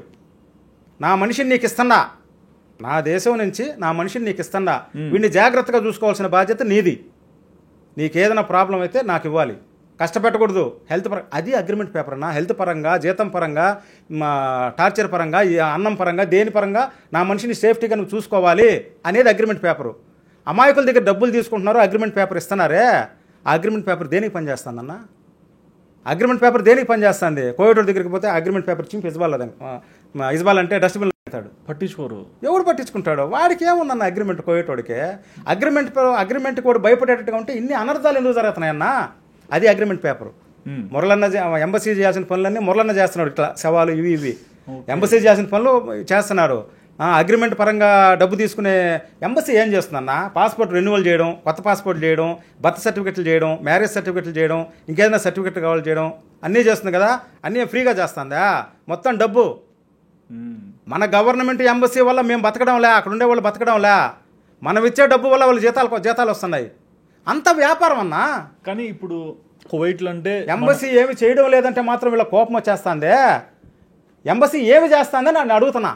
సరే, ఇప్పుడు వాళ్ళ దేశంలో ఇండియన్ ఎంబసీ ఉంది, సరిగ్గా రెస్పాండ్ కావట్లేదని ఒక మాట అన్నారు. మరి మన దేశంలో కూడా వాళ్ళ ఎంబసీ ఉంటుంది కదా, మరి ఇక్కడ మన పెత్తనం కానీ మనం మాట్లాడేది ఏం గట్టిగా ఉండదా? అదే అన్న మన ఇండియన్స్కి కువైటీస్కి తేడా. అక్కడ ఎంబసీ పడినప్పటి నుంచి ఇక్కడ ఎంబసీ పడినప్పటి వీసా ప్రాసెస్ పుట్టినప్పటి నుంచి ఎంబసీలు ఇక్కడ 2 ఎంబసీలు ఉన్నాయి. ఒక ఢిల్లీ, ఒకటి బాంబే. అక్కడ కువైట్లో మన ఇండియన్ ఎంబసీ ఉంది. ఎంబసీ అనేది ఇక్కడ ఉండేది వీసాల సిస్టమ్ అంతా జాగ్రత్తగా చూసుకోవాలా. ఇక్కడి నుంచి అక్కడికి పోయే వాళ్ళకి ఏమేమి కావాలో ఈ దేశంలో అనేసి కువైట్ ఎంబసీ ఇక్కడ పెట్టినారు, ఢిల్లీలో, బాంబేలో. అక్కడ ఎంబసీ కూడా మనకు సెక్యూరిటీ, మనిషికి సెక్యూరిటీ ఎంబసీ అనేది. ఓకే, ఇక్కడ కువైట్ వాళ్ళు ఎందుకు ఎంబసీ పెట్టినారో? బిజినెస్ అన్నా, ఇమిగ్రేషన్. ఎందుకో వీసాల ప్రాసెస్ అంత బిజినెస్ అన్నా. నేను చెప్పినాను కదా మన ఒక స్కామ్.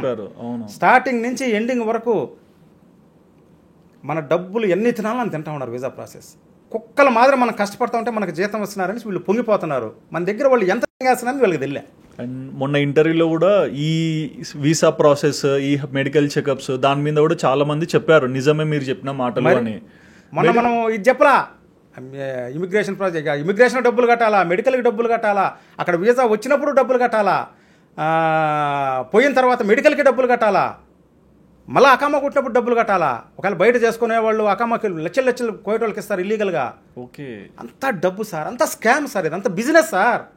వాళ్ళేం మనకేం ఊరికే జీతాలు ఇవ్వడంలే, మనం కష్టపడితే వాడు జీతాలు ఇస్తున్నాడు అంతే. మన కష్టపడి నువ్వు జీతాలు ఇస్తున్నావు, మరి ఇన్ని అకృత్యాలు ఎందుకు చేస్తున్నావు కష్టపడి వచ్చిన వాళ్ళ మీద? ఎందుకు?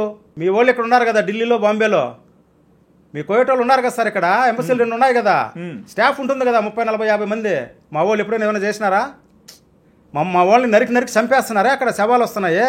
మేము మీ వాళ్ళని కనీసం ఏం సార్ ఇట్లా చేస్తున్నారు మీ కోయటోళ్ళని? ఇక్కడ కోయటోళ్ళు ఉన్నారు, ఒరిజినల్ నేషనల్ కోయటోళ్ళు ఉన్నారు ఇక్కడ ఢిల్లీలో, బాంబేలో. మేము ఎప్పుడైనా ఏం చేసినాం సార్? నాలాంటి కడుపు మన్నోడు ఏమైనా చేస్తే సార్ అందుకు గమ్మనే ఉన్నారు. వాళ్ళ పాటు వాళ్ళు జీతాలు చేసుకుంటా హ్యాపీగా మా పెళ్ళాం బిడ్డలు ఇక్కడే పెట్టుకుని ఢిల్లీలో, బాంబేలో ఉన్నారు. కానీ బేసిక్ ఇప్పుడు ఒక డెడ్ బాడీ వచ్చింది సార్, ఒక తండ్రి కడుపు మాడుతుంది. ఇప్పుడు వెంకటేష్ని అక్కడ చంపేసినారు, అక్కడ జైల్లో చంపేసినారు, వాళ్ళ భార్యను పంపించేసినారు. వాళ్ళ నాయనకి కడుపు మండింది. ఏదో ఒక రోజు పోయేసి డ్యూటీ నుంచి పోతా ఢిల్లీలో, బాంబే పోతా మచ్చిన తెచ్చుకుని నరికితే మన వాళ్ళు ఎప్పుడైనా చేసినారా? ఎన్ని రోజులు ఉంటుందన్న ఓపిక? అది ఎందుకు మీరు ప్రశ్నించరు? అంటే ఇక్కడ నా ప్రశ్న ఇంకోటి ఏంటంటే, ఇప్పుడు ఒక హాస్పిటల్కి వెళ్ళాలన్నా ఒక మధ్యవర్తి ఒకరు ఉంటారు, ఇక్కడికి వెళ్ళండి అది చూసుకోండి ఇలా ఉంటుందని. ఎక్కడ జనరల్ ఎక్కడైనా బ్రోకర్, ఎక్కడైనా వీసాకైనా లేకుంటే స్టాంపింగ్ అయినా మీరు అన్న అకామా ఏజెంట్ అనే ఒక వ్యక్తి మొత్తం ఇవన్నీ హ్యాండిల్ చేస్తారు కదా. ఈ ఏజెంట్ మనవాడే కదా, మనవాడు మనకెందుకు వెన్నుపోటేస్తాడు? డబ్బు కోసం కదా. మన స్నేహితుడు మనకెందుకు వెన్నుపోటేస్తాడు? ఏజెంట్లు, మన గల్ఫ్ కంట్రీస్ పంపించే ఏజెంట్లు చేసే ఫ్రాడ్ల గురించి నాకు తెలుసు సార్. ఇండియాలో అక్కడ ఆఫీసులు పెట్టుకొని మా కద్దామాల్ని, డ్రైవర్ని సప్లై చేసేవాళ్ళు ఏం ఫ్రాడ్ చేస్తారో నాకు తెలుసు సార్. నేను మీకు టూకీగా చెప్పిన ఎన్నో గౌరవాలు ఉన్నాయి సార్, చెప్తాను. మొత్తం ప్రూఫ్లు తెచ్చున్నాను ఏజెంట్లు చేసే మోసాలు కూడా. చెప్పండి. మా ఫోన్లో తెచ్చున్నా, అందరు రికార్డ్ యూట్యూబ్లో వచ్చినట్టు చూపిస్తా. మీ ఇంటర్వ్యూ అయిన తర్వాత లాస్ట్ ఇవన్నీ చదువుతా తప్పకుండా. మొన్న ఒక ఫిలిపిన్ అమ్మాయిని చంపేసినారు. మొన్న ఈ మధ్యన ఒక 7 months 6 months బ్యాక్. చూడండి, దీంట్లో చూపిస్తా యూట్యూబ్లో. చంపేసినారు, ఇంట్లో నరికి చంపేసినారు. 2 జరిగినాయి ఈ మధ్యన.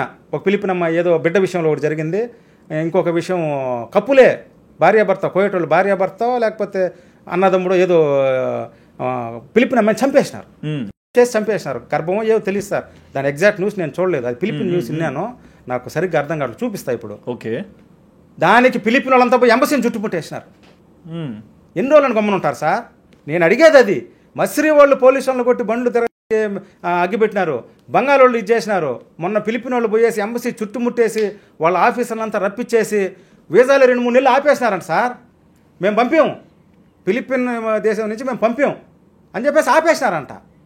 ఫిలిపిన్ దేశం ఒక 2-3 నెలలు, నాకు కరెక్ట్గా న్యూస్ తెలియదు. ఆపేసుకుందిగా మళ్ళీ ఏదో కాంప్రమైజ్ అయ్యి ఇప్పుడు వస్తున్నాయి ఈ వీసాలు అన్నారు. ఇప్పుడు ఈ మధ్యన పోయి ధ్వంసం చేసినారు, ఎంబసీని చుట్టుముట్టేసి ధర్నాలు చేసినారు. మనోళ్ళు చేసినారు సార్ ధర్నాలు? ఎప్పుడన్నా చేసినారా? ధర్నాలు చేసే దమ్ముందా మనోళ్ళకే? ఇన్ని అక్రమాలు జరుగుతున్నాయి, ఎన్ని శవాలు వస్తున్నాయి, ఇన్ని ఘోరాలు జరుగుతున్నాయి. ఏ రోజైనా పోయి మాలియాలో కూర్చున్నారా? Down down down down down మా వాళ్ళని కాపాడని నుంచి అన్నారా? ఈరోజు మాత్రం నిజం మాట్లాడుతూ ఉంటే, ఉన్నట్టు మాట్లాడుతూ ఉంటే మాత్రం కామెంట్లు ఇది రెచ్చగొడుతున్నారు ఆడపిల్లకాయలనే. ఎందుకు ధర్నాలు చేయలే? మన ఎంబసీ ఉంది కదా, మన ఎంబసీ ఉంది కదా సార్, ఎంబసీ ముందర కూర్చొని ధర్నాలు చేయండి. రోడ్డు మీద కూర్చునేదానికి దమ్ము లేకపోతే మాకు న్యాయం కావాలని పోయి ధర్నాలు చేయండి సార్. అంటే వేరే వాళ్ళు చచ్చిపోయినా మీకు బాధ లేదు. నేను ఇప్పుడు ఈ ముబారక్ లాంటి వాళ్ళని అడుగుతున్నాను సార్, ముబారక్ లాంటి వాళ్ళని అడుగుతున్నా. లేదు నేను చెప్పింది ఒకటైతే మీరు అర్థం చేసుకోలేక ఇంకొకటి చెప్పేసి ఆడబిడ్డలను బాధపడేటట్టు మాట్లాడిన ముబారక్ లాంటి వాళ్ళని అడుగుతున్నా. పైగా నువ్వు ఒక యూట్యూబరు, నీకు మాటే క్లియర్గా ఉండదు. నువ్వు ఎట్ట యూట్యూబరు, నువ్వు ఎట్ట ఇంటర్వ్యూ చేస్తావా? నీ మాటే, అతని మాటే క్లియర్గా లేదు. ఎట్ట ఇంటర్వ్యూ చేస్తావు వేరే వాళ్ళని? ఎంబసీ ముందర పోయేసి ఎందుకు ధర్నాలు చేయాల? మొత్తం పెద్ద పెద్ద వాళ్ళంతా ఎందుకు చంపేసినారు మా వెంకటేష్ని? ఏం జరిగింది? వెంకటేష్ ఎందుకు లోపల జైల్లో చచ్చిపోయినాడు? మొన్న ఒక డ్రైవర్ని ముక్కలుగా నరికేసి చంపేసి కత్తితో పొడిచేసి ఇసుకలో బూట్ చేసినారు. ఆంజనేయులు అన్నారు అతన్ని, చూపిస్తే అది కూడా. చచ్చిపోయిన వాళ్ళు ఏం చేస్తున్నారు? ఇంతమంది ఆడవాళ్ళు నరకయాతన అనుభవించి అక్కడి నుంచి వచ్చేస్తూ ఉన్నారు. యాసిడ్ పోసేసినారు మొన్న, అది కూడా చూపిస్తా. ఈ మధ్యన ఎవరు అమ్మాయి మీద యాసిడ్ పోసినారంట. ఇంకొక అమ్మాయి ఇంట్లో నుంచి వస్తా మొత్తం గుడ్డలు, నేను చెప్పినాను కదా సార్ గుడ్డలు లేకుండా చేస్తారని, ఇంటికి ఇది చేస్తారని చెప్పేసి మొత్తం గుడ్డలన్నీ తీసి ఇంటికి పంపిస్తా. దొంగతనం ఇది చేసి అమ్మాయి జీతం అడిగిన దానికి అన్నం పెట్టకుండా కొట్టి ఉంది ప్రూఫ్. మా లాస్ట్ ఇంకా మా మక్ఫర్కి జైలు తీసుకుపోతానంగా మొత్తం గుడ్డలు ఇప్పించినారంట. A to Z ఎంటికలంతా తీసి కోసినారంట. ఆ అమ్మాయి వేసుకున్న నైటీలో ముస్లిం అమ్మాయి, సఫీనానో ఏదో హసీనానో పేరుంది, రాయచోరి పక్కన. ఓకే, చూపిస్తా ఇప్పుడే. హసీనా ముస్లిం అమ్మాయి. మొత్తం గుడ్డలన్నీ తీసేసి ఉత్త నైటీ ఇచ్చినారంట. అబాయ లేదు, ఏమీ లేదు. ఆ పక్కింటి కాడ ఆడ ఈడ అడుక్కొని ఆమె అబాయ వేసుకొని ఆ లోపల గుడ్డలు వేసుకొని వచ్చిన అనేసి ఇంటర్వ్యూలో చెప్పింది మన హసీనా. మన మురళీధరన్ గారు ఇంటర్వ్యూ చేస్తున్నారు, నాకు తెలియదు. రాత్రి నేను వస్తా చూసిన, మీకు పెట్టినాను చూడు. ఓకే, 3 గంటలకు 4 గంటలకు చూసినాను తెల్లవారుజామున. అండ్ చాలా మంది అడిగి, మీరు ఎందుకు ధర్నాలు చేయరు? ఫిలిపిన్ వాళ్ళు చేసినారు, మసిరి వాళ్ళు చేసినారు, మా బంగాళ వాళ్ళు చేసినారు, మీరు ఎందుకు చేయరు? చేసేట్టుగా ఉంటే చేయండి. అన్యాయాల గురించి మాట్లాడండి. మాట్లాడే దమ్ము లేకపోతే చెప్పు. అండ్ ఇంకోటి, న్యాయంగా ధర్మంగా పని చేసుకోండి, హ్యాపీగా ఉండండి. అంతేగానే మైకులు ఎత్తుపోయి పెడతారా మాలియాలో అందరి దగ్గర? వర్మగారు చెప్పింది నిజమా కాదా అని అడగంలా. వర్మగారు చెప్పిందానికి మీరేమంటారు? అది కూడా వీళ్ళే నేర్పిస్తున్నారు. ఈ విధంగా ఆడవాళ్ళంతా పనుకోవాలంటున్నాడు వర్మగారు, మీరేమంటారు? వాళ్ళకి తెలియదు, వీళ్ళు చెప్తున్నారు. సరే, ముబారక్ చెప్పినాడు కదా, ఆయన అడిగిన 4 పాయింట్లు చెప్పేసిన. ఆమె ఒక ఆమె వచ్చింది, సుధాకుమారి, సుధాకుమారో ఇంకొక అమ్మాయి వచ్చింది జల్లెట్ వేసుకుని ఇంటర్వ్యూలో, ఎవరో మన ఆలియా అన్నకి. ఓకే, ఆ అమ్మాయికి మాట్లాడనది తెలియదు, మాటల్లో కంట్రోల్ లేదు. అంటే కంట్రోల్ లేదంటే క్లియర్గా లేదు, స్పష్టత లేదు. నువ్వు మాట్లాడే దాంట్లో స్పష్టత లేకపోతే ఎవరికేం అర్థమవుతుంది? ఆ అమ్మాయి చెప్పిన దాంట్లో నాకు అర్థమైంది ఒకటే, ఏంటంటే సార్ చాలా స్ట్రిక్ట్గా ఉంటుంది సార్ ఇక్కడ డిపార్ట్మెంటు, ఎవరు వదలరు సార్, మేమంతా చేసినాం సార్. ఒక అమ్మాయిని ఫిలిపిన్ అమ్మాయిని చంపేస్తే వాళ్ళకి ఉరేసినారు సార్. ఒక ఫిలిపిన్ అమ్మాయిని చంపేస్తే వాళ్ళని ఉరేసేదే సిట్ చేసి ఉంటారు. మళ్ళీ ఇన్ని జరుగుతాయి చూడండి, ఇది ఉరేసే లోపల. సరే అనేసి అన్నారు కదా, ఫిలిపిన్ అమ్మాయిని చంపేస్తే ఉరేసినారు, మన ఇండియా వాళ్ళని చంపేస్తే ఎంతమందిని ఉరేసినారమ్మా? సుధాకుమారో స్వప్నకుమారో ఏదో కుమారి ఇంటికి వేసుకొని చీర కట్టుకొని వచ్చింది. చెప్పమ్మా, నా బిడ్డ ఏజ్ ఎంత ఉంటుంది? ఆ అమ్మాయి నన్ను అడిగే అంత ఇది, నా బిడ్డ వయసు అంత ఉంటుంది ఆ అమ్మాయికి, నా బిడ్డ మాత్రం ఉన్నదే, నన్ను అడిగే అంత ఇది. నేను ఎన్నిసార్లు ఫ్లైట్లో కోయట్ నుంచి తిరిగినానో అంత ఉన్నది ఆ అమ్మాయికి వయసు. నేను ఎన్నిసార్లు ఫ్లైట్ ఎక్కి దిగినానో నాకు 5 పాస్పోర్ట్లు సార్. ఎందుకు? 4 సార్లు రెన్యువల్ చేసుకున్నా సార్. ఇప్పుడు 5వ పాస్పోర్ట్ ఉంది నా దగ్గర. ఇమిగ్రేషన్తో పేజీలు ఫుల్ అయిపోయినాయి. ఎందుకని కాదు, కువైట్లో మేము ఫస్ట్ టైం 90s చేసుకున్నప్పుడు 10 years, ఇక్కడ ఇండియాలో చేసుకున్నప్పుడు 10 సంవత్సరాలు ఇచ్చినారు ఒక పాస్పోర్ట్ టైం. కువైట్లో 10 సంవత్సరాలు అయిపోయిన తర్వాత మళ్ళీ రెన్యువల్ చేసుకుంటే ఎంబసీలో మళ్ళీ 10 సంవత్సరాలు టైం ఇచ్చినారు. తర్వాత ఇప్పుడు 5 ఏళ్ళు మాత్రమే ఇస్తూ ఉన్నారు. కానీ ఈ పాస్పోర్ట్ విషయంలో ఒక మాట అడగాలి. అంటే లాస్ట్ టైం జైల్లో అడిగండి, ఎప్పుడు ఏది గుర్తొస్తే అడగండి. ఫింగర్ ప్రింట్స్ పెట్టినాము, తర్వాత నేను మళ్ళీ ఫింగర్ ప్రింట్స్ కూడా ఇంకొక రకంగా చేసి వెళ్ళగలిగాను అన్నారు. కానీ నాకు తెలిసిన అనుభవం ఒకసారి ఫింగర్ ప్రింట్ పెడితే రానివ్వరు అని. కానీ మీరు ఎలా వెళ్ళారు? ముబారక్ ఆ మాట కూడా అడిగినాను, నేను మర్చిపోయినా. ఆయన దొంగతనంగా వచ్చి ఎవరు అడగముందే చెప్పేస్తున్నాడు మైక్లో, ఆ వర్మ గారు దొంగతనంగా వచ్చేసినాడు. ఆయన నీతి నిజాయితీగా రాలా. నీతి నిజాయితీగా ఎట్లా వస్తాం ముబారక్? లేని కేసులన్నీ నా మీదేసి జైల్లో వేస్తే నేను ఇంటికి వచ్చిన తర్వాత నాకు రావాల్సిన లావాదేవీల గురించి నేను కోయిటకి రాననుకున్నావా? నీతి నిజాయితీగా ఎట్లా వస్తారు? ఫింగర్ పడిపోయిన తర్వాత దొంగతనంగానే రావాలా? దొంగతనంగా వచ్చేదానికి అదేమి గోడ దూకొచ్చేదా? పాకిస్తాన్ పోయేటప్పుడు జైసల్మేర్లో మా కమ్మిల కింద దూరిపోయేదా? మట్టిలో దూరిపోయేదా? అది కోయట్, అది ఎయిర్పోర్ట్ ద్వారానే పోవాలా, ఇంక వేరే దారి లేదు. ఎట్లా వెళ్ళారు మరి? వెళ్ళాను సార్. గర్వం అనుకోబాకండి. ఒక్క నెల విజిట్ వీసా తీసుకొని నేను రేపు నెలలో కోయిట్కి పోగలుగుతా. ఓకే, ఇంత జొరియా కూడా సార్ పోయి వచ్చినాను కదన్నా, పోవచ్చన్నా. రెడ్డి గారు డబ్బు అన్నా, సెట్టింగ్ అన్న ఎయిర్పోర్ట్లో చెప్పినాను కదా. సెట్టింగ్ అంటే తెలుసు కదా, మొత్తం లంచం. అదే ముబారక్ చెప్తాడా, ఎవరన్నా మీ ఓళ్ళు పాపం ఇబ్బందులు పడి నా మాదిరా ఫింగర్ వేసుకుని, ఇప్పుడు నేను రావాల్సిన అవసరం లే, నేను ఏదో పని చేసుకుంటున్నా హ్యాపీ. ఎవరైనా ఉంటే ఫింగర్ వేసుకుని వచ్చేసినారు, వాళ్ళు కూటికి లేకుండా ఇబ్బంది పడుతున్నారు, మళ్ళా కోయిట్కి పోవాలి, నన్ను అడగమని నేను చెప్తా. ₹1 వద్దు, ఒక 2-3 ఫోన్ నెంబర్లు ఇస్తా, వాళ్ళతో డీల్ చేసుకోమను, కోయిట్ వాళ్ళతో హ్యాపీగా పోమను, ఖచ్చితంగా సహాయం చేస్తా. ముబారక్ అనే అతను నన్ను ఇచ్చేసినాడు కదా, నన్ను అర్థం చేసుకోకుండా మాట్లాడినాడు కదా, అదే ముబారక్ చెప్తాడా. వాళ్ళది ఎవరో తెలియదు. యాక్చువల్గా చాలామంది ముస్లిం కమ్యూనిటీలో కూడా ఫింగర్లు వేసుకొని వచ్చేసి ఆడోళ్ళు మగోళ్ళు పాపం కూటికి లేకుండా చాలా కష్టాలు పడుతున్నారు. ఇక్కడ నన్ను కన్సల్ట్ అవ్వమను, నేను సహాయం చేయకపోతే అప్పుడు అడగమను. ఇంకొకటి, కువైట్ లోపల కేసులు అయిపోయి అక్కడ ఉన్నారు సార్, పని చేసుకుంటున్నారు. కోవిట్ వాడిని జీతం అడిగినారు, వాడు ఇలా దొంగతనం చేసినాడు, కేసు పెట్టేసినాడు, అయిపోయింది, కేసు ఫైల్ అయిపోయింది.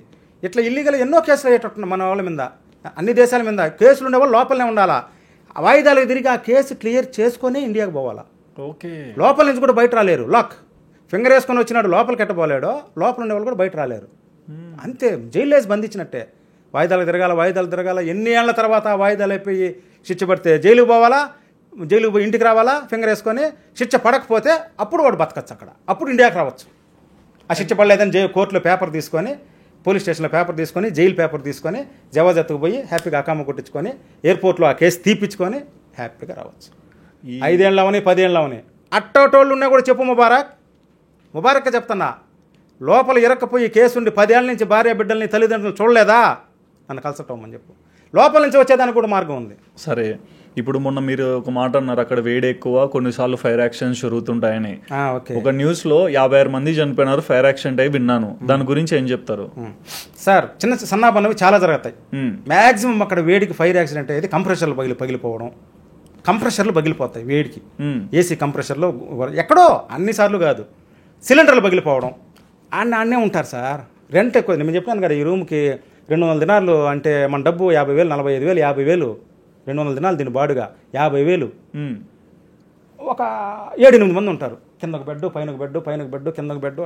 డబ్బు కోసం దాన్ని, అది ₹10 కోసం వచ్చినాం, దానికి నేనేమన్నా. వీళ్ళు ఏం చేస్తారంటే 10 మంది పక్కన వాళ్ళు అక్కడ ఎంత జాగా ఉంటే అక్కడే ఒక 10 గ్యాస్ సిలిండర్లు, ఒక 10 స్టవ్లు పెట్టుకొని వంటలు చేసుకుంటూ ఉంటారు. ఎవరు రూమ్ వాళ్ళు ఆడ బయట అన్ని సిలిండర్లు ఆడానే ఉంటాయి. విపరీతమైన వేడి. ఈ రూమ్లోంచి బయట ఉండే ఏసీ కంప్రెషర్లు, ఆ వేడి సిలిండర్ల మీద పడా, ఫైర్కి సిలిండర్లు బయట పడా, వాతావరణానికి సిలిండర్ వేడెక్కిపోయా, డూమ్ ఎప్పుడో ఒకసారి జరుగుతుంది. ఓకే, మీరు అడిగే దాన్ని బట్టి నాకు 2 మేజర్ యాక్సిడెంట్లు గుర్తొస్తున్నాయి. చెప్పండి. అది చెప్తా. ఇదే విధంగా ఒక కంపెనీలో పనిచేసేవాళ్ళు ఒక అపార్ట్మెంట్లో మొత్తం మన ఇండియన్సే ఉన్నారు సార్. ఒక ఇండియన్స్ కంపెనీలో పనిచేసేవాళ్ళు 100,000 మంది అక్కడే బస్సులు పెట్టి సాయంత్రం అయితే వచ్చి అపార్ట్మెంట్లో పనుకోవాలా, మళ్ళీ నిద్రలేసి బస్సు ఎత్తి పోతా ఉండాలి కంపెనీలకి. కంపెనీలు ఏడో దూరంగా ఉంటాయి. అటువంటి అకామిడేషన్ అంటారు వాటిని. కంపెనీ అకామిడేషన్లో ఫైర్ యాక్సిడెంట్ జరిగింది సార్. 57 మంది ఇండియన్స్ చచ్చిపోయినారు సార్. 57 మంది స్పాట్ డెడ్. నిద్రలో స్పాట్ డెడ్. ఎందుకు? కంప్రెషర్లు పేలినాయో, మన గ్యాస్ సిలిండర్లు పేలినాయో, న్యూస్ అయితే బయట రాలేదు. Spot dead. కేరళ వాళ్ళే 46-47 మంది దాంట్లో. సార్, న్యూస్ బయటకు రాకపోవడం ఫైర్ యాక్సిడెంట్ అంతే. యాక్చువల్గా తెలియదు, మాకు తెలియదు, అది ఫోరెన్సిక్ వాళ్ళకి తెలుస్తుంది. కంప్రెషర్లు పేలినాయా, లోపల సిలిండర్లు పేలినాయా, మొత్తానికైతే నైట్ అంటుకునేసింది. పొగులు నైట్ అంతా మండతానే ఉన్నింది. సర్వం మొత్తం అంతా ఉండేవాళ్ళంతా అపార్ట్మెంట్లో ఉండేవాళ్ళంతా చచ్చిపోయినారు.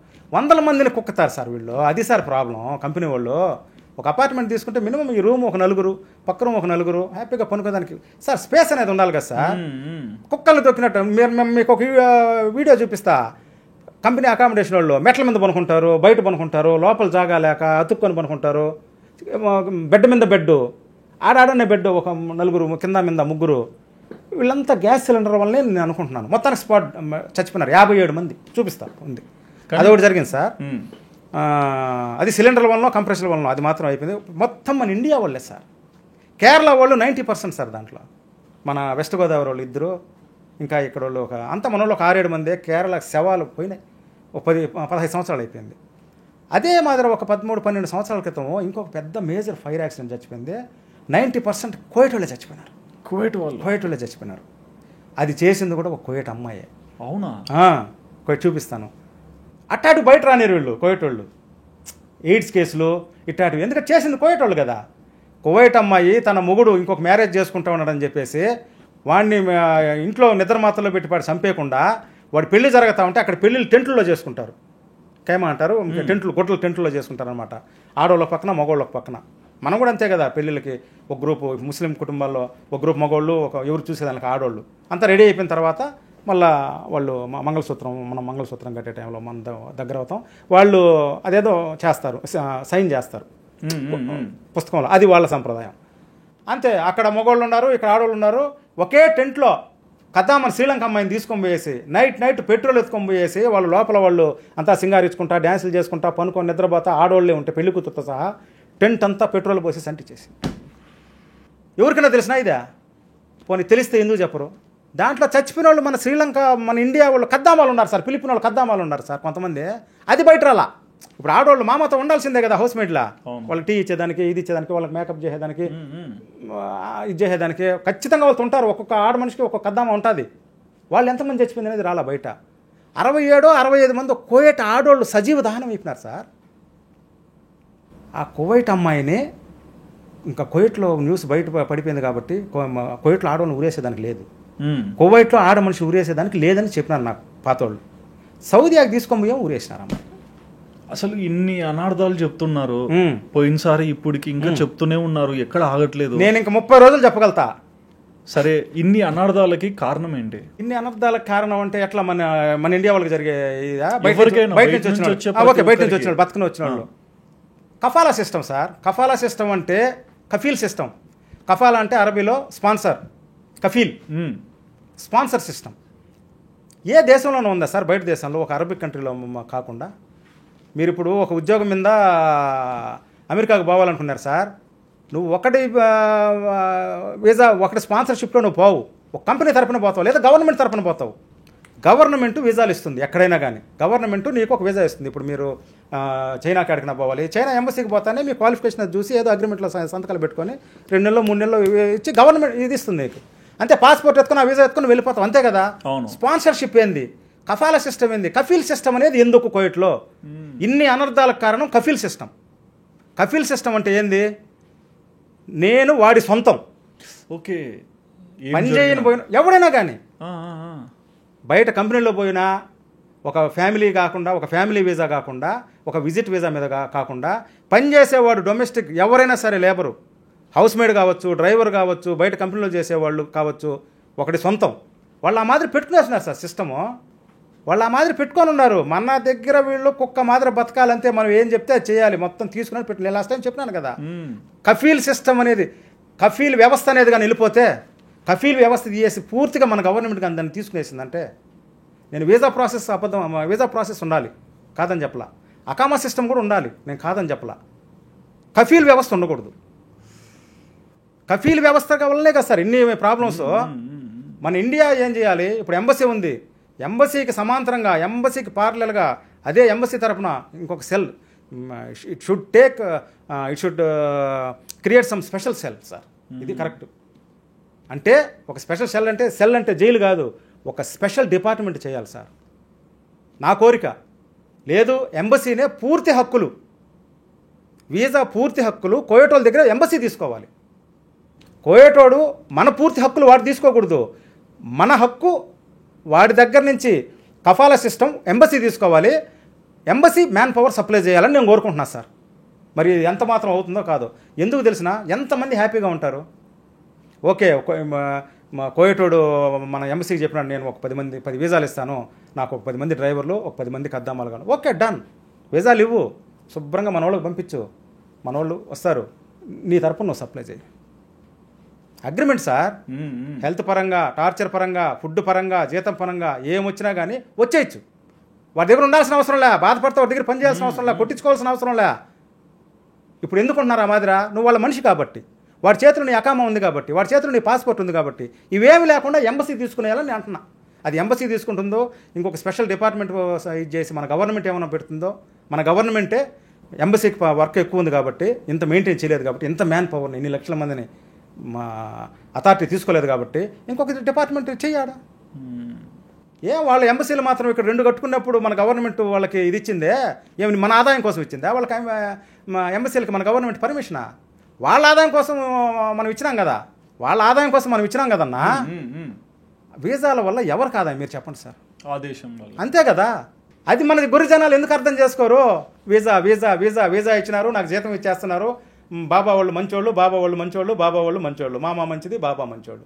అరే మీరు పని చేస్తే వాళ్ళు ఇస్తున్నారయ్యా బాబు. వీసాల వల్ల వాళ్ళకి ఆదాయం ఏం లేదు సార్. కఫీల్ వ్యవస్థ పూర్తిగా తీసేస్తే బ్రహ్మాండంగా ఉంటుంది సార్. మన వాళ్ళు వెరీ హ్యాపీ. స్పాన్సర్ అనేవాడు, కఫీల్ అనేవాడే ఉండకూడదు ఏ వర్కర్కి. మీరు ఇందాక ఏదో కొన్ని తీసుకొచ్చాను, కొన్ని వాటి గురించి మాట్లాడాలన్నారు కదా, సో ఏంటి చెప్పి. అండ్ ఈ ఇంటర్వ్యూలో మొదటి భాగం చూసిన వాళ్ళందరూ కూడా ఎన్నో ప్రశ్నలు ఇచ్చారు, కొంతమంది ప్రశంసలు కూడా ఇచ్చారు. సో వాళ్ళకు కూడా ఏమన్నా చెప్పాలనుకుంటున్నారో కూడా చెప్పండి. ఖచ్చితంగా. ఇంతకు ముందు నా పోడ్కాస్ట్ చూసిన వాళ్ళకందరికీ నేను ఒకటే చెప్పాలా, లోతుగా ప్రశ్న అర్థం చేసుకొని మీరు ఆలోచించండి, అంతే, ఇంకేంలే. నేను చెప్పింది కేవలం మన వాళ్ళ బాగు కోసమే. నేను కువైట్ వాళ్ళ చెడతనం గురించి చెప్పినాను కానీ ఎక్కడ మన వాళ్ళ గురించి నేను ఇది చేయలే. కానీ మా కఫీల్కి మా కద్దామా అంటే లింక్ ఉంది కాబట్టి వీళ్ళు బ్యాడ్గా అర్థం చేసుకున్నారు. లోతుగా ఆలోచించండి. నేను హౌస్ మేడ్ అంటే 10 రకాల హౌస్ మేడ్లు ఉన్నారు, మన తెలుగు వాళ్ళే కాదు. ఇక్కడి నుంచి పోయిన తెలుగు వాళ్ళు అక్కడ కువైట్ వాళ్ళతో పనుకోవాలి అని మీరు అన్నారు, నేను అనలా. చూసుకో కావాలంటే. ఓకే, ఆడవాళ్ళు కూడా ఇప్పుడు ఎంత బాగుండారా, హ్యాపీగా డెవలప్ చేసుకొని అదేందో టిక్ టాకో కిట్ క్యాటో ఏదో చేసుకుంటా, టిక్ టాక్ చేసుకుంటా, పని ఒత్తిడి తగ్గించుకుంటా హ్యాపీగా ఎంజాయ్ చేసుకుంటున్నారు, తిట్టుకుంటున్నారు, అరుచుకుంటున్నారు, ఎంజాయ్ చేస్తున్నారు కదా. ఇంత డెవలప్ అయ్యి ఇంత స్మార్ట్ ఫోన్ చేతిలో వచ్చేసి ఇంత టెక్నాలజీ పెరిగినా కూడా ఎవడో చెప్పిన దానికి మీరు కూడా అర్థం చేసుకుంటే అదేంది అపార్థం చేసుకుంటే ఎట్లమ్మా? కద్దామంటే నువ్వేనమ్మా, నేను అడుగుతాను అక్కడ బాధపడిన ఆడబిడ్డలకి, కద్దామంటే నువ్వేనా? నువ్వు కద్దామని ఎందుకు అనుకుంటున్నావు? నీ మాత్రం 10 మంది కద్దామాలు ఉన్నారు అక్కడ, 10 దేశాల మంది కద్దామాలు ఉన్నారు. మన పోడ్కాస్ట్ తర్వాత ఆమె యాంకర్ ప్రశాంతి గారు ఒక ఇద్దరు ముగ్గురిని బాధితుల్ని పిలిచి మాట్లాడింది. యాంకర్ ఆలీకి నా పోడ్కాస్ట్ చూడకుండా ఆయన ఇంటర్వ్యూ చేసినట్టే ఉంది కానీ అతనికి తెలియదు. మర్చిపోయినా, ఆలీ దీంట్లో నేను ముబారక్ గురించి చెప్పినా, సుధా కుమారో ఏదో చెప్పినా, ఇంకొక అతను ఉన్నాడు విజయ్ అనేసి, ఇన్నోసెంట్ అన్న. ఓకే, నన్ను అర్థం చేసుకున్నాడు కాబట్టి స్టార్టింగ్ అన్నాడు, ఆయన చెప్పిన దాంట్లో నిజాలు ఉన్నాయి కానీ 1-2 అనేసి అన్నాడు. ఆ 1-2 కూడా విజయ్ అర్థం చేసుకోలేదు చెప్తున్నాను. విజయ్ ఇన్నోసెంట్. అండ్ ఈ ప్రశాంత్ ఉన్నారు. విజయ్ కూడా ఒక మాట అన్నాడు, ఇక్కడ ఉండే వాళ్ళంతా కోవిడ్కి వచ్చిన వాళ్ళంతా బాగుపడిన వాళ్ళు కానీ చెడిపిన వాళ్ళే లేరన్నా అన్నాడు విజయ్. అది తప్పు. అది చెడిపిన వాళ్ళు నేను ఒక 1000 చూపిస్తా, సరేనా? అదే తప్పు. ఇక్కడికి వచ్చి అందరూ బాగుపడినారు, చెడిపిన వాళ్ళు లేరన్నాడు విజయ్. అది బుల్షిట్, అసలు జీరో. అతనికి ఏమీ తెలియదని అర్థం, కానీ మంచోడు. ఇంకొక ఇంటర్వ్యూ గురించి ఏదో ఉన్నారు. ఇంటర్వ్యూ గురించి చెప్పే ముందు ఇంకోటి చెప్పాలా. ఒక దీంట్లో అసలు ఈమె ప్రశాంతి గారు ఇంటర్వ్యూ చేసినప్పుడు ఒక పెద్ద ఆమెని అడిగింది. ఆమె అడిగింది, వర్మ గారు ఈ విధంగా చెప్తున్నారే దాని గురించి చెప్పండి అంటే, కష్ట నష్టాలు చెప్పాలనా ఏమైనా చెప్పాలనా? వచ్చి పాట పాడతాను. మేమంతా చిన్నప్పటి నుంచి పాటలు లేదా, మీరంతా ఏం లేదా, ఎవరు పాటలు లేదా? పాటలు లేదానికా? ఇప్పుడు కొంపలు కూలిపోతూ ఉంటాయి కోవిట్లో. శవాలు ఇంటి మా అమ్మ నేను కోవిట్కి పోయిస్తానమ్మా అని చెప్పి వెళ్ళిపోయిన పిల్లోడు శవంగా ఇంటికి వస్తున్నాడు సార్, లేదా జైల్లో ఉన్నాడు సార్. ఆడబిడ్డలు అక్కడ యాసిడ్లు పోయించుకొని వస్తున్నారు సార్, జైల్లో పడి వస్తున్నారు సార్. ఆడబిడ్డలో మొగుడిని అక్కడ చంపేస్తే బిడ్డలను ఎత్తుకొని వచ్చేస్తున్నారు సార్. ఇంకొక అమ్మాయి రాయచోట అమ్మాయి ఎవరినో ఒక అమ్మాయిని ప్రేమించే ముస్లిం అమ్మాయి పాపం ఉంది, చూపిస్తాను. 2 బిడ్డలు కనేసి ఉన్నది, అకామ లేదు ఏమి లేదు. అతను పారిపోయినాడో లేదా ఏదైనా కేసు మీద జైల్లో ఉన్నాడో ఆ బిడ్డకు కూడా తెలియదు. చాలా అల్లాడిపోతా ఉంది. మరి వచ్చి వాళ్ళ అమ్మ నేను ముసలివాళ్ళ పాపం 80-90 ఏళ్ళు ఉన్నాయి, రాయచోటు పక్కన ఏదో సుండిపోలేదో చెప్పినారు, నెత్తి నోరు కొట్టుకొని ఏడుస్తున్నారు సార్ వాళ్ళ పాపం ముస్లిమ్స్. ఇట్లాంటివి కనపడదు. ఆ పాట పడుతుంది, ఏదో విజయశాంతి పాట, అదేందో సినిమాలోది, అమ్మతనానికి గురించిన పాట. అమ్మతనం విలువ నీలాంటి వాళ్ళు చెప్పాల్సిన అవసరం లేదు తల్లి. ఆయన పేరు కూడా ఏదో తెలియదు. అమ్మతనం విలువ అందరికీ తెలుసు, నువ్వు చెప్పాల్సిన అవసరం లే. కష్టం నష్టం మాట్లాడు. తర్వాత ఆమె అమ్మ గురించి, అన్న గురించి, ఏందో వదిన గురించి, అది ఎవరికి చెప్తాందో నాకు అర్థం కావడంలే. ఆమె ఎవరు అనుకోని నన్ను నాతో మాట్లాడుతుందో నాకు అర్థం కావడంలే. కన్ఫ్యూజన్ అయింది. వయసు పెరిగే కొద్దీ నువ్వు కన్ఫ్యూజ్ అయ్యే కొద్దిగా నువ్వు గమ్మనే ఉండాలా. పైగా చెయ్యట పెట్టి నా కొడక అనింది. ఆమె మామూలుగా ఇప్పుడు మా అమ్మ కానీ, మా అమ్మ చనిపోయి 20 సంవత్సరాల పైన అయిపోయింది సార్. మా అమ్మ కానీ, వేరే ఒక వీధిలో ఒక అమ్మ కానీ, లేకపోతే మా చిన్నమ్మ కానీ, పెదమ్మ కానీ కొడక అని నన్ను సహజంగా అనుకుంటారు. ఎందుకంటే నేను ఒక్కడిని, మా చిన్నమ్మ పెదమ్మ వాళ్ళంతా నేను ఒక్కడనే కాబట్టి, నాకు ఎవరు లేరు కాబట్టి నన్ను ప్రేమగా చూసుకుంటారు, కొడక అంటారు. ఇవి నా కొడక అనింది. తర్వాత ఏదో జాతి గురించి మాట్లాడింది. నేను విన్నప్పుడు నేను సరిగ్గా కట్ అయింది ఆ మాట, సరేనా. నన్ను గాన ఆమెకు చెప్తున్నా, అమ్మా ఆమెకు చెప్తున్నా, ఆమె ఇడగానే ఉంటే బాగుంది. ఇంకా జాతి గురించి కానీ ఇట్లా ఏలు చూపించే కొడక అని మాట్లాడితే, నేను జైల్లో ఉన్నప్పుడు మా గురువు గారు ఒక ఆయన నాతో చెప్పినాడన్న, మనకెవరికైనా ఏలు చూపిస్తే చేయి నరికేయాలని చెప్పినాడు. ఆహా, ఈమె ఆడ మనిషి కాబట్టి నేను చెప్తున్నా. ఆమె గాన మామూలుగా కొడక గానని ఉంటే ఆమె కాళ్ళకి దండం పెడుతుంది. నేను హ్యాపీగా మా ఇంటికి రమ్మను, లేదు వంటికి పోతా, ఎందుకంటే మా అమ్మ వయసు ఉంది దానికి. నా కొడకాని ఏలు చూపించదనింది. నీ జాగాలో కానీ ఇంకొకరు ఉంటే, మీ ఊర్లో ఉన్నా, మా ఊర్లో ఉన్నా, మా ఈదిలో ఉన్నా, మా ఇంటి ముందర ఉన్నా, జాతి గురించి కానీ ఇట్లా నా కొడకాని ఏలు చూపిస్తే ఖచ్చితంగా చేయి నరికేస్తా సార్. నేను ఒక మాట చెప్తా, ఖచ్చితంగా చేయి నరికేస్తా. మీరు ఉండాలి మాట. మీరు కువైట్లో ఉన్న వాళ్ళు చేసే అక్రమాలు వాళ్ళ వల్ల మన వాళ్ళు బాధపడే దాని మీద కోపం పెంచుకున్న ఒక అర్థం ఉంది. మన వాళ్ళ మీద కూడా మీరు కోపం పెంచుకుంటే వాళ్ళకి మీకు తేడా ఏంటి? ఎవరు నాతో మాట్లాడిన మాట మంచిది కాదు కదా సార్. ఎంత మాట్లాడినా వాళ్ళకి ఆమె జాగాలో ఎవరున్నా వదలను.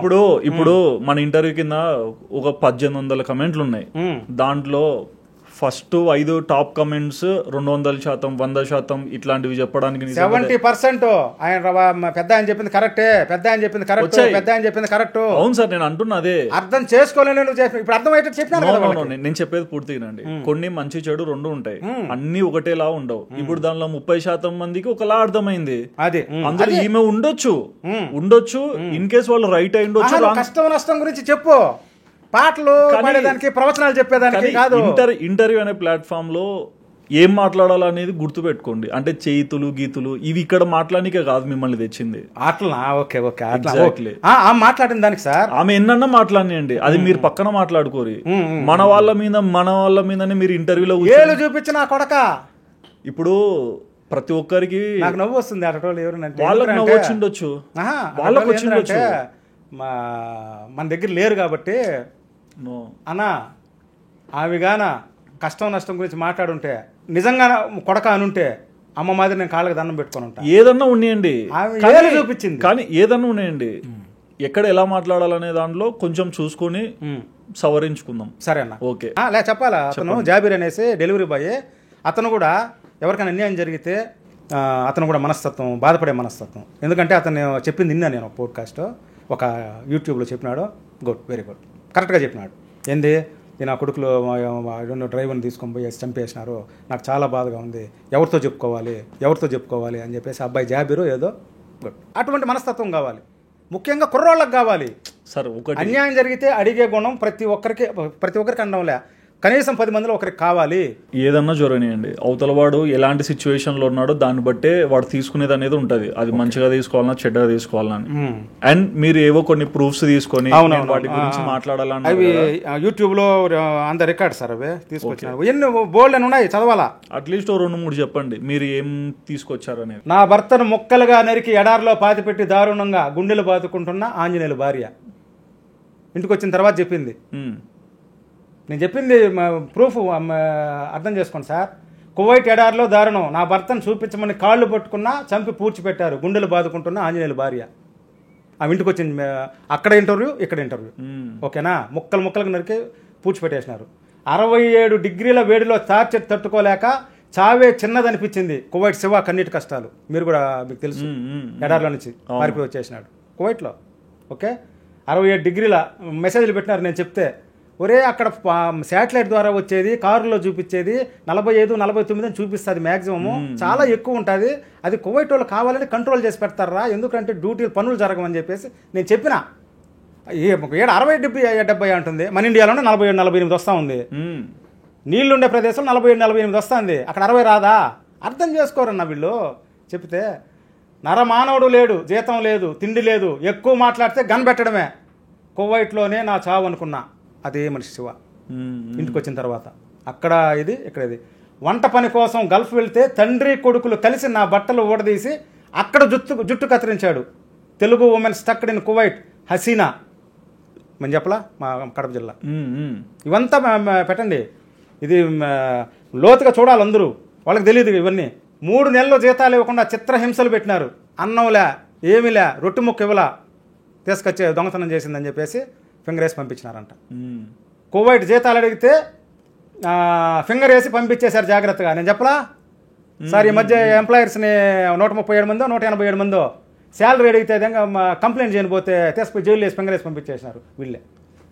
పెళ్లి కాని అబ్బాయి తలుపులు కొట్టేవాడు, ఇంటర్వ్యూ. గల్ఫ్లో పెళ్లి కాని అబ్బాయిలు తలుపులు కొట్టేవాడు. చూడండి ఇంటర్వ్యూ. ఆమె హసీనా, ఆమె నేను చెప్పాను కదా కువైట్. గల్ఫ్లో అబ్బాయిలు ఇలా చేసేవారు. Gulf victim Haseena, Gulf victim with Muralidhar interview. ఓకేనా? శవాలు, ఇంటి జీతం ఇవ్వకుండా రాత్రి 3 గంటల వరకు నరకం చూపిస్తున్నారు. మా తమ్ముడు చనిపోయినాడన్న. కువైట్లో తెలుగు మహిళలకు లైంగిక వేధింపులు. కువైట్ సెంట్రల్ జైలు నుంచి డ్రగ్స్, ఫోన్లు, కత్తులు స్వాధీనం. ఏం చెప్పినా సార్, తండ్రి దగ్గర నుండి మనవడి వరకు అందరూ నన్ను అనుభవించారు. అది ఎపిసోడ్ 1. మళ్ళా వస్తా చూడండి. అర్ధరాత్రి పడుకుంటే ఓనర్ లేపి 8 మంది, రోజు అదే పని. ఈ బిడ్డ నీకు తెలుసు, ఆమె ఎవరో ఇంటర్వ్యూ చేసింది. లోపలికి పోతే ఇంకన్నీ ఉంటాయి. నా కూతురు మోసపోయింది మేడం, కిడ్నీలో రాళ్ళు, రూమ్లో వేసి కొట్టడం. కువైట్లో ఉన్న కూతురు కోసం కన్న తల్లి ఆవేదన. దో వెంకటేష్ భార్య సార్, ఇది మాత్రం సార్ 1000 పోస్టులు పెట్టుంటారు సార్. నా ఫేస్బుక్ ఓపెన్ చేయొచ్చు. అప్పుడు చచ్చిపోయి కూడా 2-3 ఏళ్ళు అయిపోయింది, ఇంకా న్యాయం జరగట్లా. ఏం జరుగుతుంది సార్? 2 బిడ్డలు సార్, చిన్న బిడ్డలు, చాలా మంచోళ్ళు. ఒకరు చెప్పిన మనకు భూలోక నరకం. కువైట్లో ఇంట్రో డ్రైవర్ని ఆ ఇంటి ఓనర్ చంపేశాడు. నా భర్తను ముక్కలుగా దారుణంగా చంపి ఎడారిలో పాతిపెట్టి కువైట్లో జరిగింది చెప్తూ ఏడుస్తున్న భార్య. Kuwaiti wedding master. నేను చెప్పలా, ఏది ఒక ఆమె చంపింది 57 మంది స్పాట్ డైడ్. 67 మంది అగ్ని ప్రమాదం కాదు, పెట్రోల్ పోసి చంపేసింది. ఓకే, మొత్తం కువైట్ వాళ్ళే. ఒక 2-3-4 ఏదో కద్దామా, అది బయట రానిలా, మొత్తం లేడీస్. బీబీసీ న్యూస్లో వచ్చింది. Maids for sale, Silicon valleys online slave market. BBC news. కువైట్ది మనది, మన ఏషియన్ కంట్రీసే కాదు, BBC news. Philippine government vows justice for murdered Filipino worker in Kuwait. Philippine చంపేసినారు. Police probes firm over women trafficking in Kuwait. Women trafficking ఏం చెప్పినాను sir? ముసలామిని చెయ్యి నరికేసినారంట sir. ఆమ్ cut, ఆమ్ అంటే చెయ్యా కాలా, ఇదే కదా చెయ్యి. Sri Lankan maid claims Kuwait torture. Sri Lanka వాళ్ళు. అరబ్ షేక్, ఇది ముఖ్యంగా చెప్పాలి సార్. ఇదేంది? Arab sheikh tortured AP women in Kuwait. Arab sheikh ఇది మామూలే, ముసలోళ్ళు. ముసలోడికి పడుచుపిల్ల. Arab sheikh married 13 years old girl in old city Hyderabad. Aged Arab sheikh married 13. మా బిడ్డ ఫోటో కూడా తీసుకొని పోతారు, టాబ్లెట్ వేసుకుంటారు. ముసలోళ్ళు ఎన్ని రోజులు చేస్తారో, 2-3 ఏళ్ళకు హార్ట్ అటాక్ చచ్చిపోయి. ఆ బిడ్డ 13 ఏళ్ళ అమ్మాయి. 13 ఏళ్ళ అమ్మాయి సార్. ఇక్కడ మనం 40-50 వేలు ఖర్చు పెట్టి తీసుకొని ముడుస్తున్నారు సార్. వాళ్ళకి 3 వస్తే మేము లొంగాల్సిందే, లేకపోతే మా పాస్పోర్ట్ ఎవరు. Kuwait lady emotional story. ఎవరికి తెలిసింది? కువైట్ పని మనుషుల రూములోకి బట్టలు లేకుండా దూరిన కోయటి 14-15 ఏళ్ళ. ఇది ముఖ్యంగా కావాలా? నేనేమన్నా 10 ఏళ్ళ నుంచి 90 ఏళ్ళ వరకు అనేసే. 3 కద్దామాలు పనిచేసిపోయి పనుకొని ఉంటే ఒంటి మీద నూలు పోగు లేకుండా న్యూడ్గా ఒక 14-15 ఏళ్ళ కుర్రోడు పోయి వాళ్ళ మధ్యలో పనుకోండి పొద్దున్న లేచి చూస్తే. చూడండి, కువైటీ పని మనుషుల రూములోకి బట్టలు లేకుండా దూరిన కువైటీ. అది సుకన్య న్యూస్లో వచ్చింది. అక్కడ యూట్యూబ్లో చెప్పేవాడు, అతను కరెక్ట్గా చెప్తాడు పాపం. విజయుడు బట్టలు లేకుండా పనుకొని ఉన్నాడు. నేను చెప్పింది ఏందన్నా, 3 నెలలు జీతాలు లేకుండా ఆడ మనిషి తీసుకొని పోయేసి టార్చర్ పెట్టి ఆ రొట్టి బొమ్మ కూడా పెట్టకుండా ఉంటే. కడప జిల్లా శారీరకంగా హింసకు గురవుతున్న ఆదుకోండి సార్. లోకేష్ గారు తీసుకొచ్చినారు. తీసుకొస్తే ఏమి లాభం సార్? నేను చెప్పిన దాంట్లో ఏమి అబద్ధం చెప్పండి సార్. మీకేమీ తెలియదు, మీరే అర్థం చేసుకుంటున్నారంటే. 90% తెలిసిన వాళ్ళు కూడా ఎందుకు రాంగ్గా పంపిస్తున్నారు జనంలోకి. మీరు ఈ విధంగా చేస్తే రేపు మీ బిడ్డలు ఎట్లా? ఇప్పుడు పనిచేసే వాళ్ళకి చెప్తున్నా, లేదు లేదు అన్న చెప్పింది తప్పు, అన్న చెప్పింది తప్పు, అన్న చెప్పింది తప్పు అని అంటే రేపు మీ బిడ్డలు ఎట్లా తెలుసుకుంటారు? మన బిడ్డలు ఎట్లా తెలుసుకుంటారు? రేపు నా కొడుకే పోవాలనుకుంటారు, వాళ్ళ పిల్లలే పోవాలనుకుంటారు, అడిగి పోయి ఇరుక్కుపోతారు కదా సార్. ఇవన్నీ తెలుసుకుంటే వేరే దేశాలకు పోతారు. కానీ నిజంగా అంటే కువైట్ దేశం పట్ల కానీ, కువైట్ అక్కడ జరుగుతున్న వాస్తవాలు అనార్థాల పట్ల కానీ మీరు ఎన్నో విషయాలు చెప్పారు. లాస్ట్ ఇంటర్వ్యూలో కూడా 70% మంది దానికి ఒప్పనే అన్నారు, 30% మంది కొంచెం నిలదీశారు, అండ్ కొంతమంది మెసేజ్లు పెట్టారు. అండ్ వీటన్నిటికి మీరు చెప్పిన సమాధానాలు ఈ ఇంటర్వ్యూలో ఎంతో మందికి అర్థం అయి ఉండొచ్చు. అండ్ ఈ ఇంటర్వ్యూ కూడా మీరు చూసాక మీ మనసులో ఏమైనా క్వశ్చన్లు ఉన్నాయా, ఇంకా వర్మ గారిని ఇంకా మీరు ఏమైనా అడగాలనుకుంటున్నారా? అండ్ మొన్న కూడా చెప్పినట్లే మీలో చాలా మంది కువైట్ లో ఉన్న వాళ్ళు ఉండొచ్చు. ఎప్పుడైనా కువైట్ నుంచి ఇండియాకి వచ్చినా సరే తప్పకుండా మీరు ఏదైనా మాట్లాడాలంటే స్టూడియోకి రండి. అండ్ ఈ ఇంటర్వ్యూలో వర్మ గారు చెప్పిన మాటలు విన్నాక మీకు ఏమనిపించింది, ఇంకా మీ మనసులో ఏమైనా ఉన్నా సరే కమెంట్ చేయండి. And please do subscribe our channel Sudheer talks for more updates.